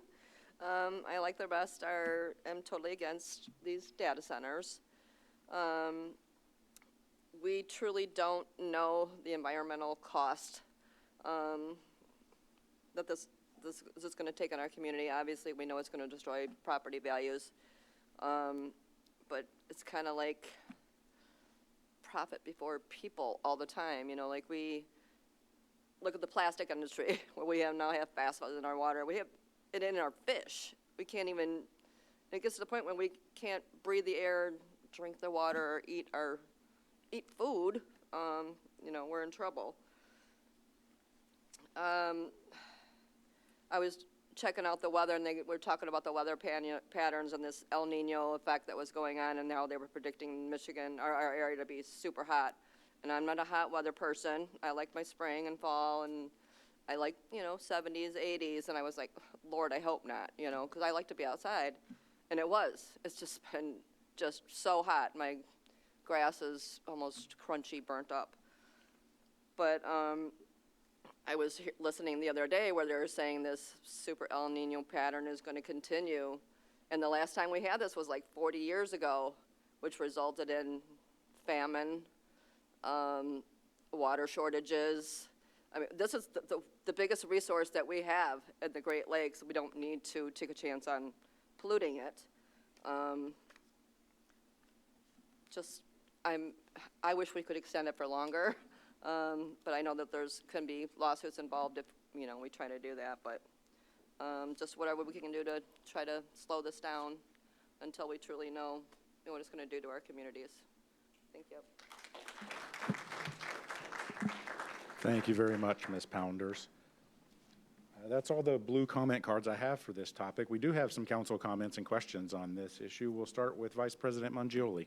Thank you, President Carlock. So for the residents, I've got all kinds of different resources, including University of Michigan Center for Empowering Communities. There's also data center examples that are out there. I have a draft version of what the Mackinac Center is putting out regarding data centers, as well as our own extension here. But before I get into all of those, I said I was going to ask Mr. Christ about lawsuits during a moratorium. So I just wanted to see if there was anything we have to worry about during a moratorium relative to being sued about these. Thank you. Through the chair, I mean, the issue is the question of reasonableness with respect to a duration of a moratorium. And the courts have, there has to be, or the best recommendation is that the moratorium be for the period of time in which an active study towards the particular regulation is taking place. 6 months has been upheld by the Michigan appellate courts, and the proposed extension for an additional 6-month period of time at this point, based on the record that's been developed of what the Planning Commission has done thus far and continues to do with respect to exploring the appropriate types of regulation that might be appropriate for this city, makes this additional 6-month proposed extension of the moratorium more reasonable and more defendable from a potential challenge. And so this next proposed 6-month increment for the moratorium, I think, would be very strongly able to be defended should somebody challenge it. Great. Thank you very much, Mr. Christ, which leads me to one of my first points. Sorry, Ms. Roediger, I originally wanted to do it for a year. Give us more time based on what Mr. Wright had said earlier. You know, a governor comes in January, legislature doesn't really start working till February. Maybe they get something out there in March, and then here we are with an extension and have to do another extension so that we can be aligned with what the state tells us is appropriate for data centers in our area. That was my position until about the time I read Mr. McLeod's email back to me and Councilman Neubauer relative to the data centers. And then I decided I wanted to do it for 6 months because I want to get this done. And I want to have the ordinance in place as soon as possible. And if the state legislature decides to do something in April, May, June, then fine, we'll adjust it based on any state law. But I would think a state law would sort of supersede our ordinance anyway. So I'm back to the 6 months, so I will be moving that motion. So if you want to put that down, I am moving the resolution in our packet to extend it for the 6 months. When it comes to items. So just so the residents know, I did send off to Ms. Roediger and Mr. McLeod a whole list of data center requirements that I have. And I have talked to people who've designed data centers, as well as David Stevenson at the Mac Center, who has said all of these things that I am suggesting can be mitigated by a developer who is bringing in a data center. So they can look at, first I wanted to make sure it includes the types of data center, small, medium, large, what those requirements are. Put a restriction on the size, the zoning. 1,000 feet? No, I want like a half mile or longer, far away from any residential development. And that any height would have to comply with our current height restrictions as far as, 3 feet on the acreage. Water needs to be a closed loop system and adhere to the EAGLE standards relative to the water being consumed or discharged. It needs to be closed loop. That we have to make sure that the heat that is dissipated from the building, regardless of where the opening is, through the roof, through the doors, out the windows, out a basement, heat has to have a standard for it. Heat, sound. I've been using the example for some of my neighbors. If it makes the sound of a hummingbird, that might be fine. But a hummingbird 24/7 might be truly annoying. So what is the sound that I want to hear? What decibel level can it be there? Power, they must be able to create their own power source. It's not something they take from my grid. I don't want my power to go out, and I want to find out about that solar power. What, 31 cents? Is that what you said, Ms. Gilson? Because my electric bill was up over $300 for 2 people in our house. So power needs to come from their own power source. Fire, they need to make sure that our fire department is in alignment with what they're doing and that all fire suppression needs to be in-house and that our local fire department is able to handle anything that they can't do. Noise, again, noise with sound, but that persistent low noise, I'm sorry. Local employees. If we're going to say that an existing business is going to want something or that they're going to build a new data center, that there needs to be residents that are from our immediate area, that they're not importing employees from around the area, that they should be able to support our own residents and our existing commercial businesses. To decommissioning. That building needs to have a life after it's no longer a data center. We have too many brownfields, Superfund sites here in Rochester Hills from mistakes that people made before we were a city. And I don't want to find out that some building that was created during our watch is now 30 years later now unusable because of the way it was constructed or where it was constructed. So decommissioning needs to be important. Air quality, penalty for noncompliance. If we need to put in an escrow account that says, hey, you guys need to leave us money because when you make more noise than a hummingbird, when you dispel water out into the Clinton River, we're going to fine you through our ordinances to make sure that they have to pay for those things and that they can't think that they get away with it. And that all of these items, probably plus others, cannot be impacted by backup systems because when they lose power at their site, as was mentioned by some of our residents, we need to make sure that they are not dispelling water because there's no power guarding the outlet areas, that the noises of a robin instead of a hummingbird because they don't have the dissipation for that. So all backup systems must be contained so that we're not impacted during any power outages. And that we don't make an exception to any of these requirements for existing businesses that may want to add a data center to their property. There's many different businesses that we already have here. I understand that we are, our planning department does a great job keeping the businesses here, having them bring employees in, new technology, all the different things that we want to do. But I want to make sure that we're just not giving them an exception to any of these because they have been a great partner with the city for the last 10, 15, 20 years, but they also need to adhere to the standards we set for anybody new that comes in. And while we're doing all of this discussion, I want to have some public hearings so that the residents can tell me that robin makes too much noise, I want the sound of a hummingbird. So this way they can give us input on those different items. because it's extremely important for our residents to be able to give input on things that are going to impact our community for decades to come.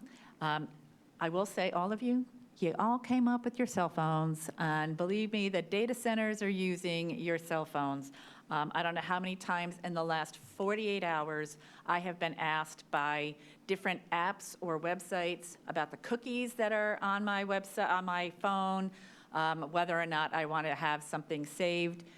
Please make sure you're using your technology responsibly so that you're not adding to the data center burden in our community. And so with all of that, I moved the resolution in our packet for 6 months, and hopefully we can get it all done in that time period. Thank you again, Ms. Roediger, for all the work that you and the planning team are doing on this. Back to you, President Carla.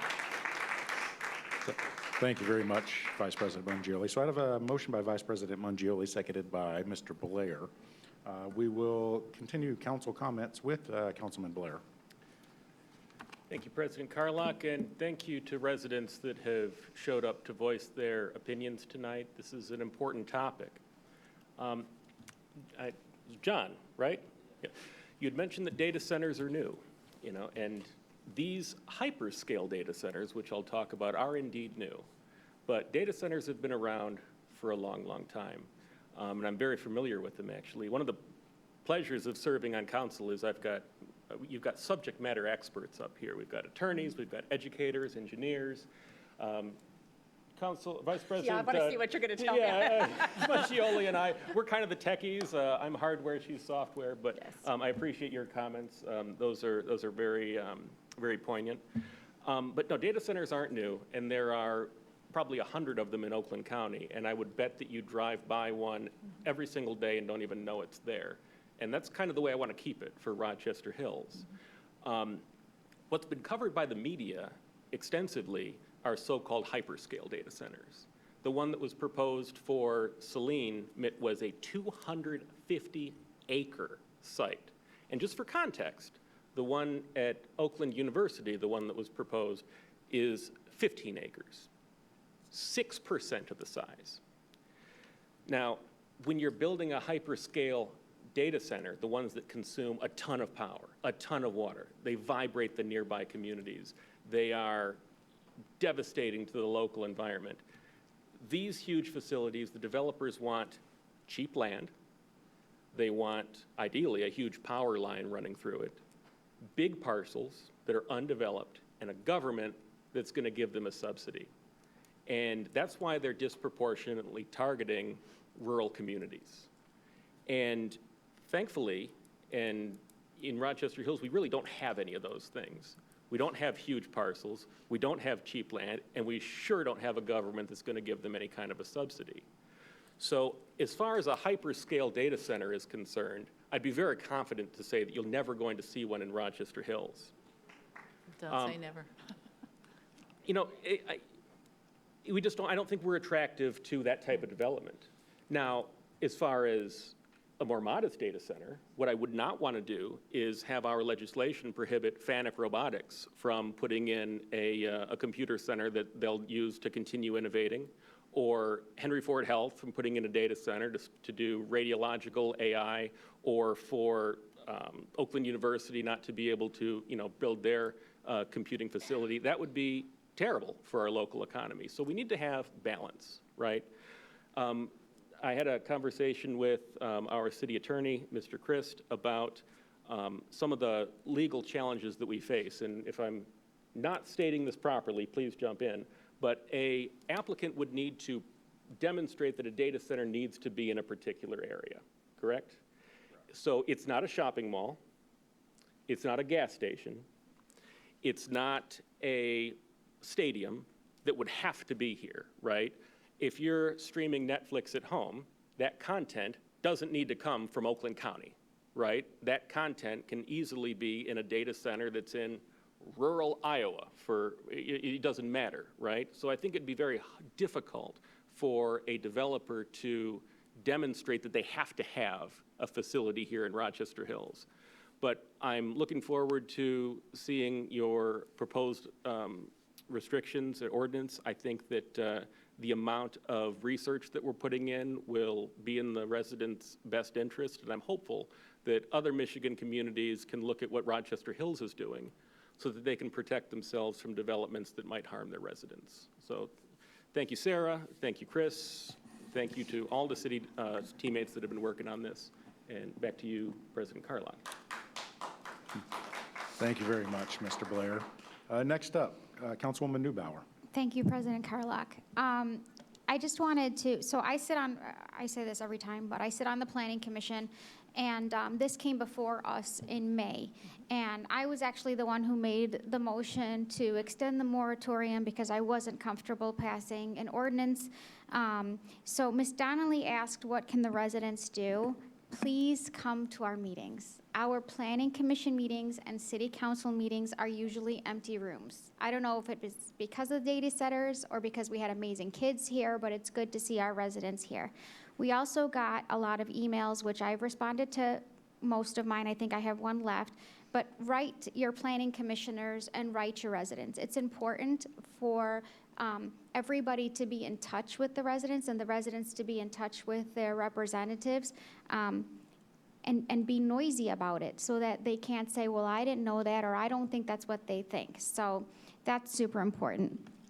I also wanted to say, as Mr. Blair said, a lot of us have our own expertise. And when I went to law school, they had taught us to do things in anticipation of litigation, but not in fear of litigation.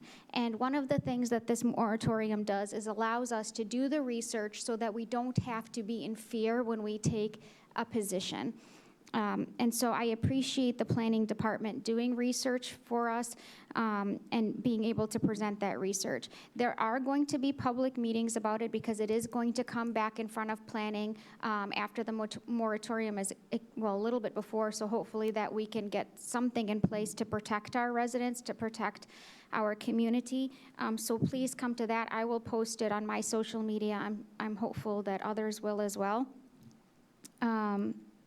I also wanted to say some of the chatter on social media was that we have data center applications currently or they're coming in. That's not true. As of 4:20 today, I checked at 4:20 today, we do not have a single data center application in the city of Rochester Hills. I don't know of anyone that is applying, and there hasn't been an application come through. So we are being very proactive by trying to make sure that we have some safety precautions in place before anything does come in. So I wanted to clear all of that up. I am in favor of extending the moratorium. I was in favor of it in planning. I'm still in favor of it here. Our community has spoken, and I'm confident that our representatives will listen. All right, that's all I have. Thank you. Thank you very much, Ms. Newbauer. Next up, Mr. Skelsey. Thank you, President Carlock. So there are absolutely no data centers in Rochester Hills at this point? We've got a few. No, that is incorrect. So we have data Yeah, centers? we have at least 4. Okay, so we have 4 data. I just wanted to make sure, okay? You know, Vice President Mangione, you made the point of something being obsolete, like the buildings, which if you look in your pocket at those little devices that we all like to use, those have, the speed that that technology has been offered to us is incredible. And my biggest concern is what do we do with obsolete buildings? And you said 30 years, I would say 5 years. I'm not an expert, but I mean, that's what I'm worried about. It's gonna be that, I think there's gonna be better technology to handle data that doesn't really affect our environment. That's my biggest concern. You know, we got too many deer, but you know, it's, I don't want to see, you know, our water. I live on a well. I have groundwater that I use. So, I mean, all this can get affected. And then the third thing, and then I will be done, is the young lady over there. She talked about the lobbyists in Washington. And I think when I was listening to that, I thought, the old saying, all politics begin locally, okay? percolates up, okay?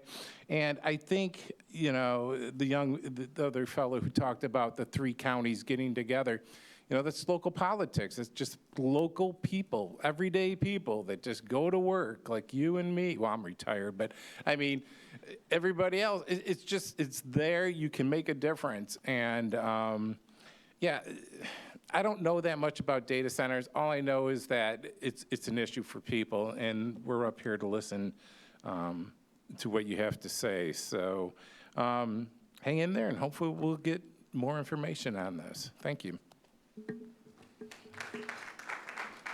Thank you very much, Mr. Scalzi.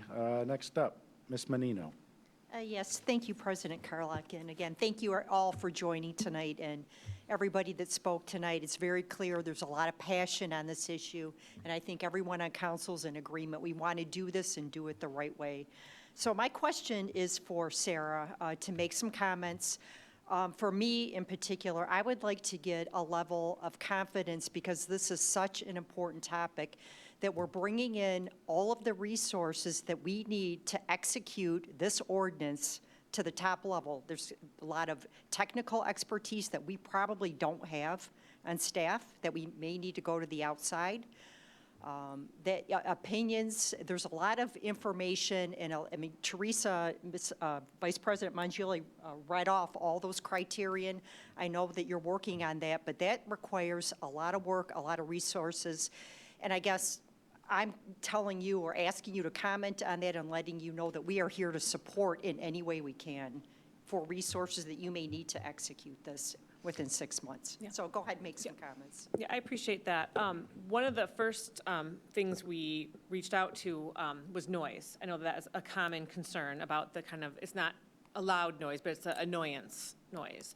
And so we actually do have a local noise engineering firm in Rochester Hills that we've been in discussions with.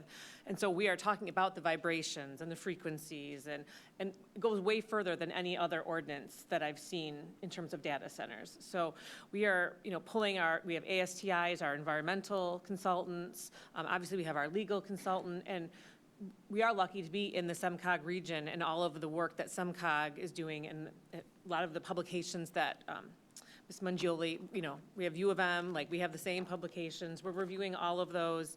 And again, we don't want to do a knee-jerk reaction. I think the communities that have enacted ordinances are essentially making them conditional uses, which is, I mean, I think what at the end of the day, we'll be going down that line for any ones that we would allow, would have to be a discretionary review as a part of a conditional review. So we wanted to go beyond that, though, not just make it a conditional review, but have a conditional review, and you have to meet these, you know, 10, 15 items in addition to being a conditional review. So one word I always use to describe Mr. McLeod is thorough. So I guarantee you we will be thorough. Okay, again, the offer's out there. If there's something that the planning and development needs, please don't hesitate as we go through the process so that we end up with the best, you know, and the most, I guess, advantageous to this community for the ordinance. Yeah, so okay? what I think I'm hearing, Mr. Snyder, is I should up my budget.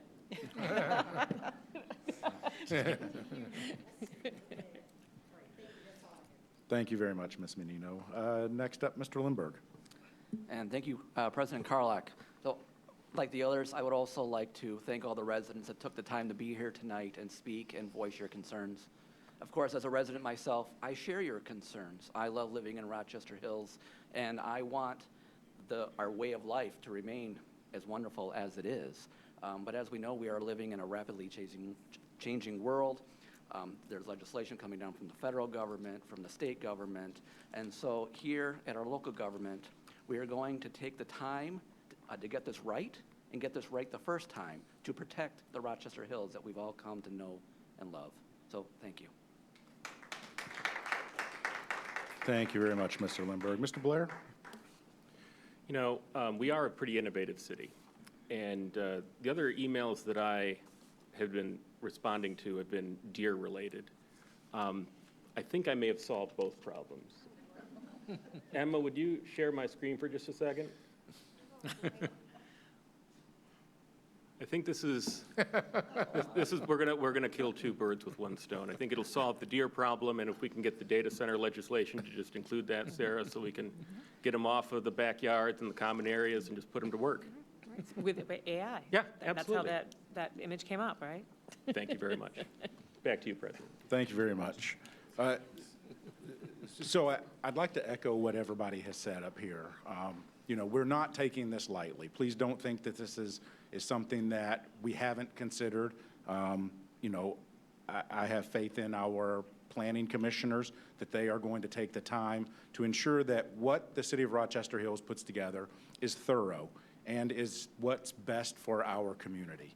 The planning department and their guidance on the ordinances will be thoughtful and in line with the governments above us, but also the legal frameworks that we can work within. But as Mr. Blair stated, you know, an outright ban is something that we should really, really think hard about. That's, you know, everything you do today on your device is going through some AI thing. All those pictures you've saved, there is somewhere in a data center. You know, Google Photos, all that iCloud data, it's sitting in a data center somewhere. So does it need to be here? Yeah, probably not. But, you know, we as consumers are the reason why these data centers are being built. We are using these things for generating photos of deer in a, you know, working in a data center. But, you know, the comment was made, be judicious. Let's be judicious as residents, as citizens here in the United States, of what we're doing with our, you know, with this system. Yeah, I've said it to a couple different people now, you know, let's put down the device and go touch grass. You know, people are so enthralled with our devices right now that we forget to go outside and enjoy the Paint Creek Trail. We don't walk down the Clinton River Trail. We don't walk through any of the, I don't know how many acres of parks and green spaces we have in Rochester Hills. We have tons of natural beauty here. You know, we can influence whether or not we need a data center in Rochester Hills by reducing our usage of it as well. So, thank you. I have a motion by Vice President Mangioli, seconded by Mr. Blair. I do not see any further citizen or council comments or questions on this topic, so I'll read the resolution. Resolved that the Rochester Hills City Council hereby accepts for first reading an ordinance to amend Article 5 Schedule of Regulations, Chapter 3 Temporary Moratorium, Section 138-5.301, Temporary Moratorium for Data Centers, to extend the moratorium suspending the city's processing and acceptance of applications and plans for development and improvement of data centers to Chapter 138, Zoning of the Code of Ordinances of the City of Rochester Hills, Oakland County, Michigan, to prescribe a penalty for violations and to repeal inconsistent or conflicting ordinances. All those in favor? Aye. Any opposed? That motion passes unanimously.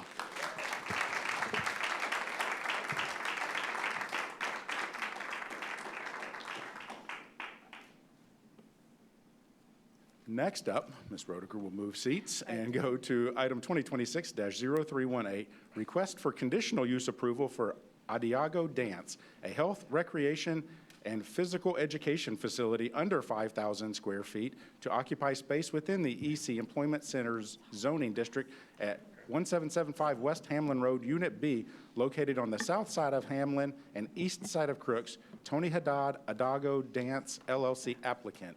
Ms. Roediger. Adagio. Thank you. This is almost as exciting as the data center. So, Adagio currently. There's a button at the bottom there. Can you hear me okay? Yes. All right, so Adagio currently resides at 1659 West Hamlin, and we're requesting recreational zoning to open a secondary studio, which is on 1775B West Hamlin, which is going down Hamlin Road, coming off of Crooks. It's one turn before where we're currently at. Our current spot doesn't have any more space to grow into, so we're looking to hop over to this other spot, take the end cap, and continue growth. Got it. That's the the little area where like the Friendship Factory is? We are where the Friendship Factory is right now, yes. Yeah, that's over here. If I can give a brief overview if you'd like. Perfect. Yes, please. Just to give you a little bit of background. So as he indicated, they have an existing dance studio located 2 parcels to the east here. This is on the south side of Hamlin Road between Crooks and Livernois. And they're looking to expand to a kind of a second location, if you will, to occupy the northern portion of this southernmost building on this parcel. And as you know, recreation uses are a conditional use in our employment center district. And so this did go before the Planning Commission and had a public hearing at the July meeting where they did recommend approval of this application. As you can see, this may be a better view.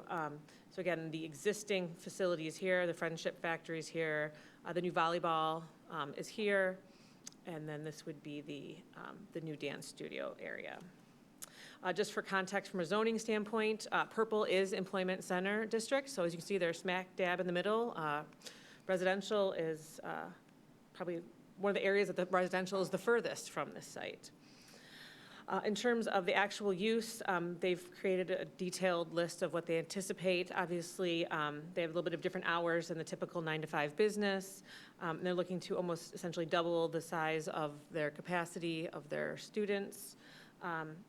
But that would all be essentially indoors with no exterior implications. So I'm sure you're all very familiar with conditional use. There's a number of criteria to look at as you're considering a conditional use to make sure that the use is appropriate in the location that they are proposing. So if you have any additional questions, we will best answer them. Thank you very much. We do have some council comments and questions on this. We'll start with Councilwoman Neubauer. Thank you, President Carlock. Welcome back. It was good to see you at planning. We did unanimously approve this, but I do want to just say a couple of things for the record. It's a conditional use, but one of the reasons why we thought that it did promote the intent and purpose of this ordinance and that it was harmonious with the areas that even though it's because he has another location, two buildings down. So he's already in the area with a similar business, and it's not a disruption to what's out there. We did discuss that if there's a need to address zoning for industrial uses or whatever it is, that needs to be done. And this was one of the projects that brought that back to the surface. But because he's so close and already has a business there, there's waiting lists for kids to have this kind of training in Rochester Hills. We thought that it would be appropriate. Also with the hours and the parking and everything, being fine with what we were looking for and that it wasn't going to be a burden, we thought it was an appropriate use. And so we did recommend, I think everybody approved it. I think it was unanimous. So with that, I'd like to move the motion for approval of this development. Thank you for your patience. I know it was a very long meeting to get to your item, so. Thank you very much, Ms. Neubauer. I have a motion by Ms. Neubauer, seconded by Mr. Limburg. We do have additional council comments. Mr. Limburg. Yes, thank you very much, President Carlock. Long time no see. Just a full disclosure for everyone. My oldest daughter, who's now away at college, she's an adult now, she actually used to dance at Adagio Dance Company when she was in elementary school, and we were dance dads together. Yeah. There's 3 dance studios later and a lot of time. It's great to see you again. Good to see you. Do have some questions for you. You're going to have 2 sites that are separated. Correct. I think I read in the package that there will not be dancers moving in between them. No dancers going in between, no. Now, will it be, help me understand, perhaps younger dancers in one building all the time and older dancers in the other building all the time, or will it be by dance discipline? The only time we're really right now going to be using both is going to be when we have the heaviest load, which is going to be on Wednesdays. So there'll be the younger kids, which are going to be the 4- and 5-year-olds, which will be in the old studio. Everybody else will be over in the new studio. So there really isn't going to be any cross-lapping. Yeah, it's just whatever day you're in, you'll be in that studio and there's no moving. And really, so far as the schedule looks right now, it's only going to be Wednesdays when we're using all 4 spots. 4 spots is in 4 studios. Very good. Thank you very much. Yeah, and it's great to see you that you're doing you. so well. Long time. Thank you very much, Mr. Limburg. Next up, Mr. Blair. Well, Mr. Haddad, thank you for being here. Thank you. Thank you for continuing to invest in our community. I mean, you could have opened a second studio in Shelby Township, but you chose to expand here, and that's great. We had made dance and gymnastics type businesses a conditional use in our industrial zones, mainly for just safety, to make sure we're doing like due diligence and you're not like dodging forklifts and have good parking and things like that. So I support this. I wish you the very best. What type of dance? I saw that, is it competitive dance that you do? So it's a competition studio. They compete in tap, compete in hip hop, contemporary, lyrical, and different genres. Well, that is super popular among residents, and I wish you the best of success. Appreciate it. Thank you. Thank you very much, Mr. Blair. I don't see any further comments or questions from council. I have a motion by Councilwoman Neubauer, seconded by Mr. Lindberg. Read the resolution now. Resolved that the Rochester Hills City Council hereby approves the conditional use to allow for a health, recreation, and physical education facility, Adagio Dance, at 1775 West Hamlin Road, Unit B, based on documents received by the Planning Department on July 2nd, 2026, with the following 6 findings and 1 condition in the resolution. All those in favor? Aye. Any opposed? That motion passes. Congratulations. Thank you very much. Next up, public comments for items not on the agenda. Public comment is limited to 3 minutes. However, I think we've gotten through all of the comments from the public today, so we will move on. Legislative and administrative comments. First up, Councilwoman Neubauer. Thank you, President Carlock. I wanted to start again by saying Leanne Scott and her team are amazing, and thank you for all the amazing work that everyone did on the elections. It's long, long hours and lots of work, and you guys are the best of the best. With that election, I was advocating for the fire millage, and I just wanted to thank our residents for supporting our city and our first responders. I'm sure the administration's going to say something about that, but we were super happy and excited, and we're thankful that we can support our first responders and keeping them safe so they can keep ours safe. So thank you for everyone who came out and voted and supported the fire millage. And then I'm sure, again, the administration will say something about that more. Thank you. Thank you very much, Councilwoman Neubauer. Next up, Vice President Mangioli. Thank you very much, President Carlock. Ms. Bowen, could you share my screen, please? So I am the former council rep to Raya, and I got this email, and I just wanted to make sure I put the plug out there. Raya is one of our nonprofit organizations in our community. They help strengthen families through community involvement, or reaching out to students to defer them from legal issues, help families in need. They help cover the cost of camp programs for RARA so that students can be involved in camp.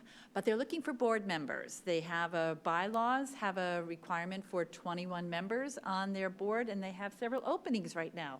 So if you are interested or know someone who's interested, their board does meet once a month, and they do have different community events throughout the year. So if you're interested in being a board member, please reach out to Lindsay Wood, who works in the mayor's office. She is the chairman of Raya, and she is the one who helped share this information.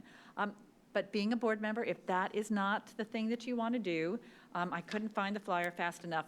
They do a placemat. So all of their community events, they put a placemat on the table, and they put your business card in there. So if you have a business or just want to let people know who you are, because I've had a business card ad on their placemat for many years, you can also contact Lindsay or at rara@rochester.k12.mi.us and find out more about having a business card on the Raya placemat and help support the organization. So 2 ways to help Raya: give them money or give them time. Thank you very much, President Carlock. Thank you very much, Vice President Mangioli. Clerk Scott. Thank you, President Carlock, Vice President Mangioli, City Council. I appreciate the thank yous for the job well done on the election. It takes an enormous team to do that. And I want to take just a moment to thank all the people who made this super successful.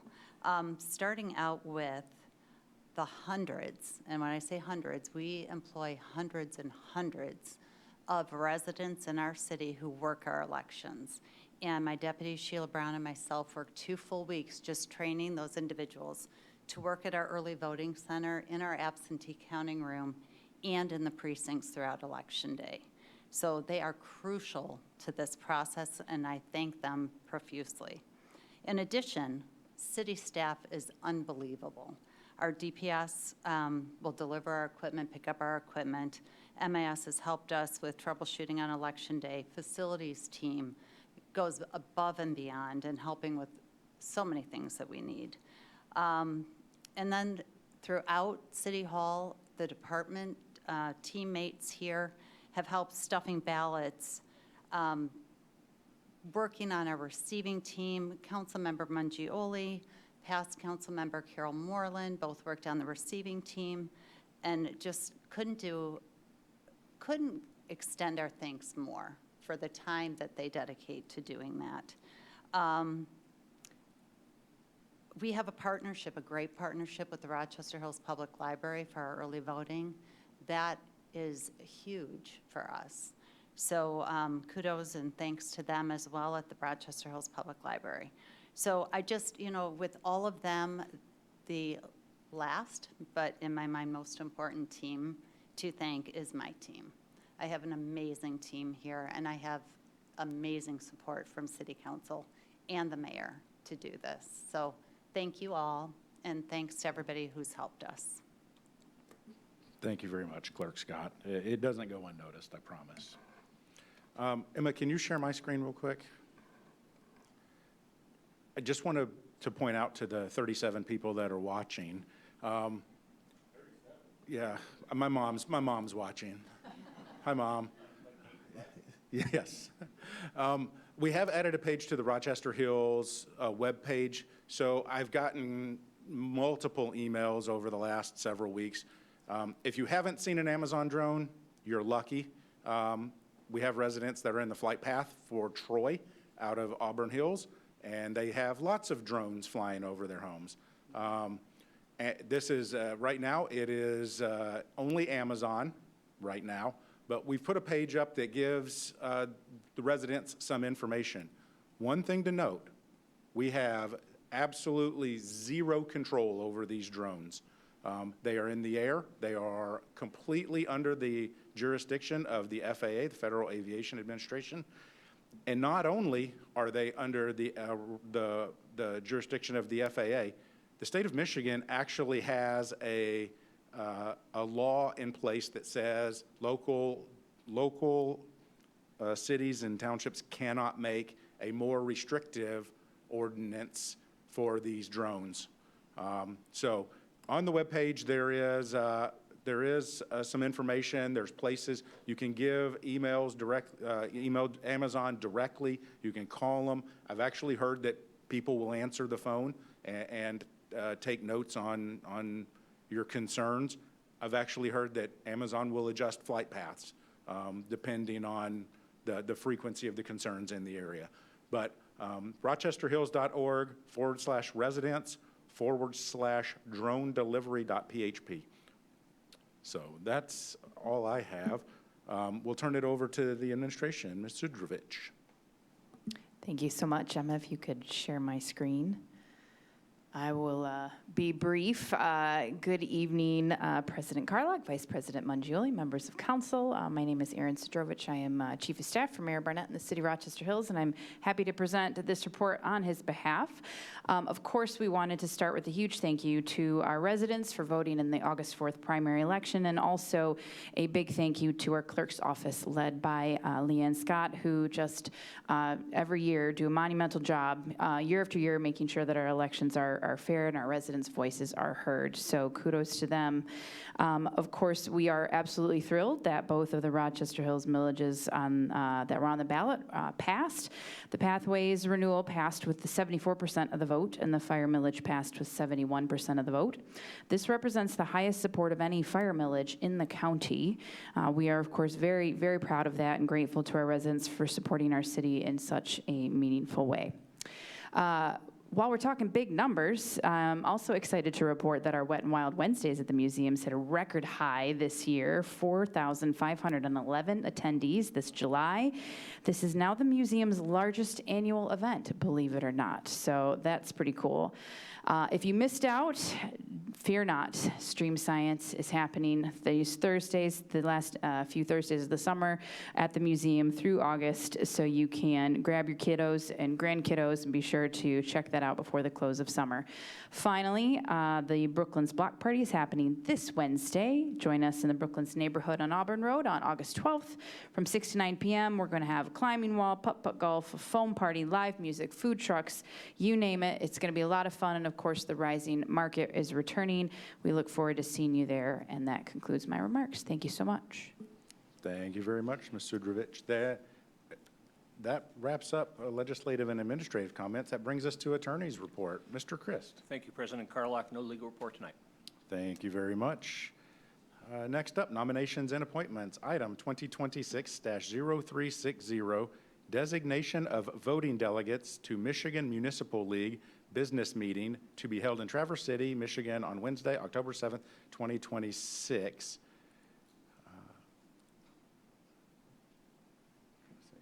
You want to take that, Clerk Scott? Yeah, no, me?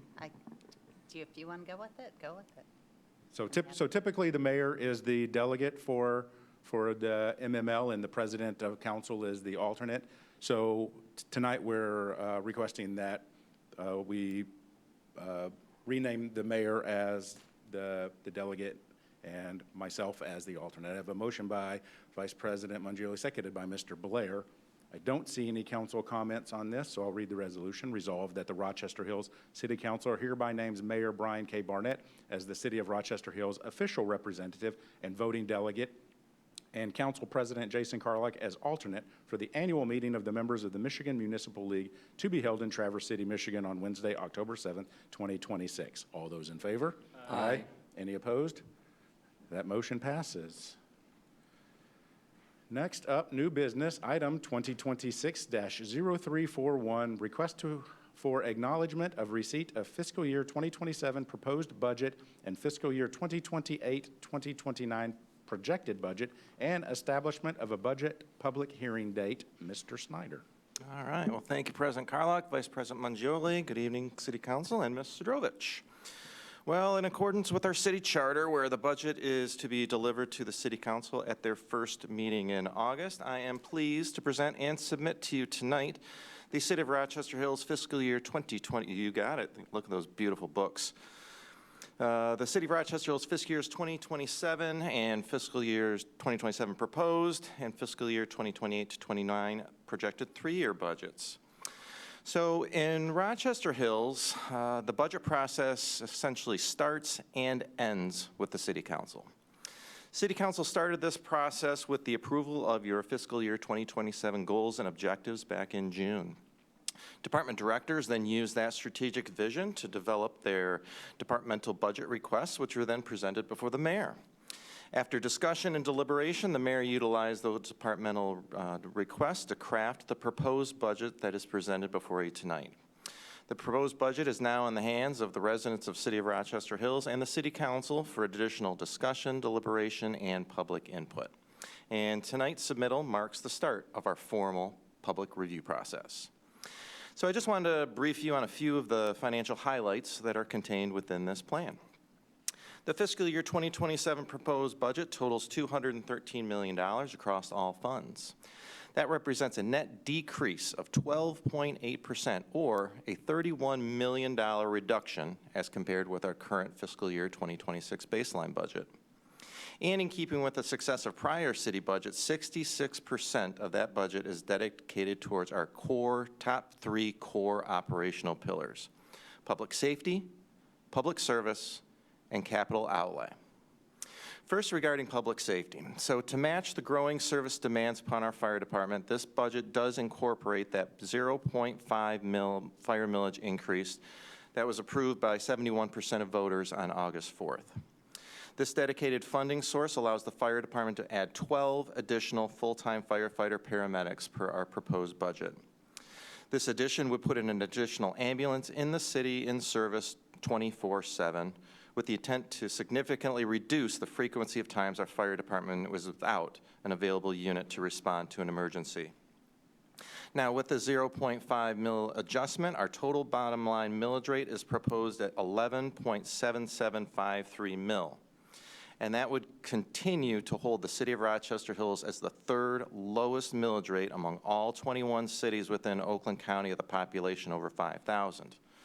And just FYI, the city of Rochester is number 4 at 12.8 mils. So our 11.7 is still over 1 full mil below the next nearest community. Now, regarding public service. In addition to the 12 firefighters proposed, there is only one other full-time position proposed for fiscal year 2027, and that is a new full-time park ranger at Nowicki Park, as Nowicki is anticipated to open to the public in the fall of 2027. And there are also a few part-time seasonal staff also included for Nowicki Park. Regarding capital outlay, another robust year, we are proposing $40 million of cash-funded infrastructure improvements, which i.e. no debt, for next year, led by water and sewer with $12 million, over $6 million of major road improvements. Much of this is for funding for the MDOT-led reconstruction of Rochester Road, another $6 million into our local street network, and $7 million in city facilities and park improvements, including a brand new playground to replace the aging playground at Bloomer Park. And one item I'm particularly excited to highlight, really as a first time, is a major initiative for our city's pathway networks. Thanks to our 74% approval of voters for the pathway millage renewal on August 4th, we have funding secured to operate and maintain our 100-mile pathway network for the next 10 years. And as shared during my comments during July's long-term forecast and Mr. Wright's update earlier this evening, the city is also seeing increased Act 51 gasoline tax revenues from the state of Michigan, which can be utilized for non-motorized thoroughfare, i.e. pathways. So combining the renewed pathway millage with this new Act 51 revenue stream will allow us to quadruple our annual pathway rehabilitation program from $400,000 to $1.6 million next year. This expands our rehabilitation capacity from 1 mile per year to at least 4 to 5 miles per year, which would place Rochester Hills on a very sustainable 20 to 25-year cycle to continually rehabilitate our entire 100-mile pathway system. So next steps, well, we look forward to meeting with the City Council on August 17th at 5:30 for our public budget workshop, and this is where each of the department directors will present their respective operational budgets to address any questions. Between now and then, feel free to contact myself, phone call, email, stop by for a visit to talk about anything regarding the budget. And keep in mind, any and all council questions that are received by staff will be answered in full by city staff, and all those answers, Q&A, will be included into the budget agenda package at the end of this. So tonight, I respectfully ask City Council to formally acknowledge receipt of the fiscal year 2027 proposed and fiscal years 2028 to 29 projected 3-year city budget, and to set a public hearing for the proposed budget plan for September 14th of 2026. Thank you, and I'm available for any questions. Thank you very much, Mr. Snyder. We do have some council comments and questions. We'll start with Vice President Mangioli. Thank you, President Carlock. Mr. Snyder, thank you very much. I have a stack of these now. I keep your proposed one and then the approved one. So the stack, you can imagine, is getting quite high. For those who are trying to wonder, it is 337 pages just in this book alone, not counting the technical appendices that council will be going through and comparing with our strategic plan as well as our capital improvement plan. That on social media, we get comments from residents about different things that we could be doing, and little do they realize it was in the budget that we approved a year ago or 2 years ago, much like the Nowicki Park design. So if residents want to understand what the city is planning for 27 and saving money for 28, they need to come to the meeting next Monday in this room, 5:30. We'll even have some food for you, too. So please come and join us, ask questions, and make sure that you understand what the city is planning to do with your tax dollars that you give us through your property taxes or your water bill or any other fees that you provide to the city over the course of a given year. Because it's your voice, it's your money, and we spend it the way you tell us you would like to see it spent. So with that, Mr. Snyder, I move the resolution of the packet, President Carlock, and I look forward to seeing all of us next week. Thank you. Thank you very much, Ms. Mangioli. I have a motion by Vice President Mangioli, seconded by Councilwoman Newbauer. We do have some additional comments. Ms. Menino. Yes, thank you, President Carlock. Mr. Snyder, just a quick question. So when we're going through this, you want questions directed directly to the directors or running everything through you? Ideally, if it would be a departmental, like a question to Clerk Scott. You know, you can ask the question to Clerk Scott, but please CC me. One thing we will not do is reply back to everybody as the questions come in. What we will do is collect all of the questions with all of the answers. Will go out, I'm hoping, mid-afternoon on Monday. This will give you a couple hours to review all the questions and answers, just so everything is in one package of all questions and all answers. Okay. Second question, is there going to be some type of summary overview? I mean, I'm assuming you're presenting on Monday. Okay, I will. but can we get a preview of that? Is it to look through versus trying to digest? We're looking for a high-level overview of what's the changes are. I'm going to give you a little hint that we include in your package. It's called significant notes. Okay, got it. That's the best one to go with, because I understand going through all this is quite overwhelming. Yeah. The way I would do it if I was you, I would open up the technical appendix, that's the line item budget, along with your significant notes, and it goes department by department by department, cost center by cost center. Here's anything what we deem significant. Now, what do we deem significant? What do I deem significant? Anything greater than 5% or $5,000, we try to explain. Okay, good. Thank you for that. That's the Cliff Notes. Okay, good. Thank you. I'm all Then you set. can look at the plan book for the pretty charts and graphs and pictures, because that's really the one that goes to the highest organization in land, the Government Finance Officers Association, GFOA. We have to provide that for their Distinguished Budget Presentation Award. Okay, But it is very pretty.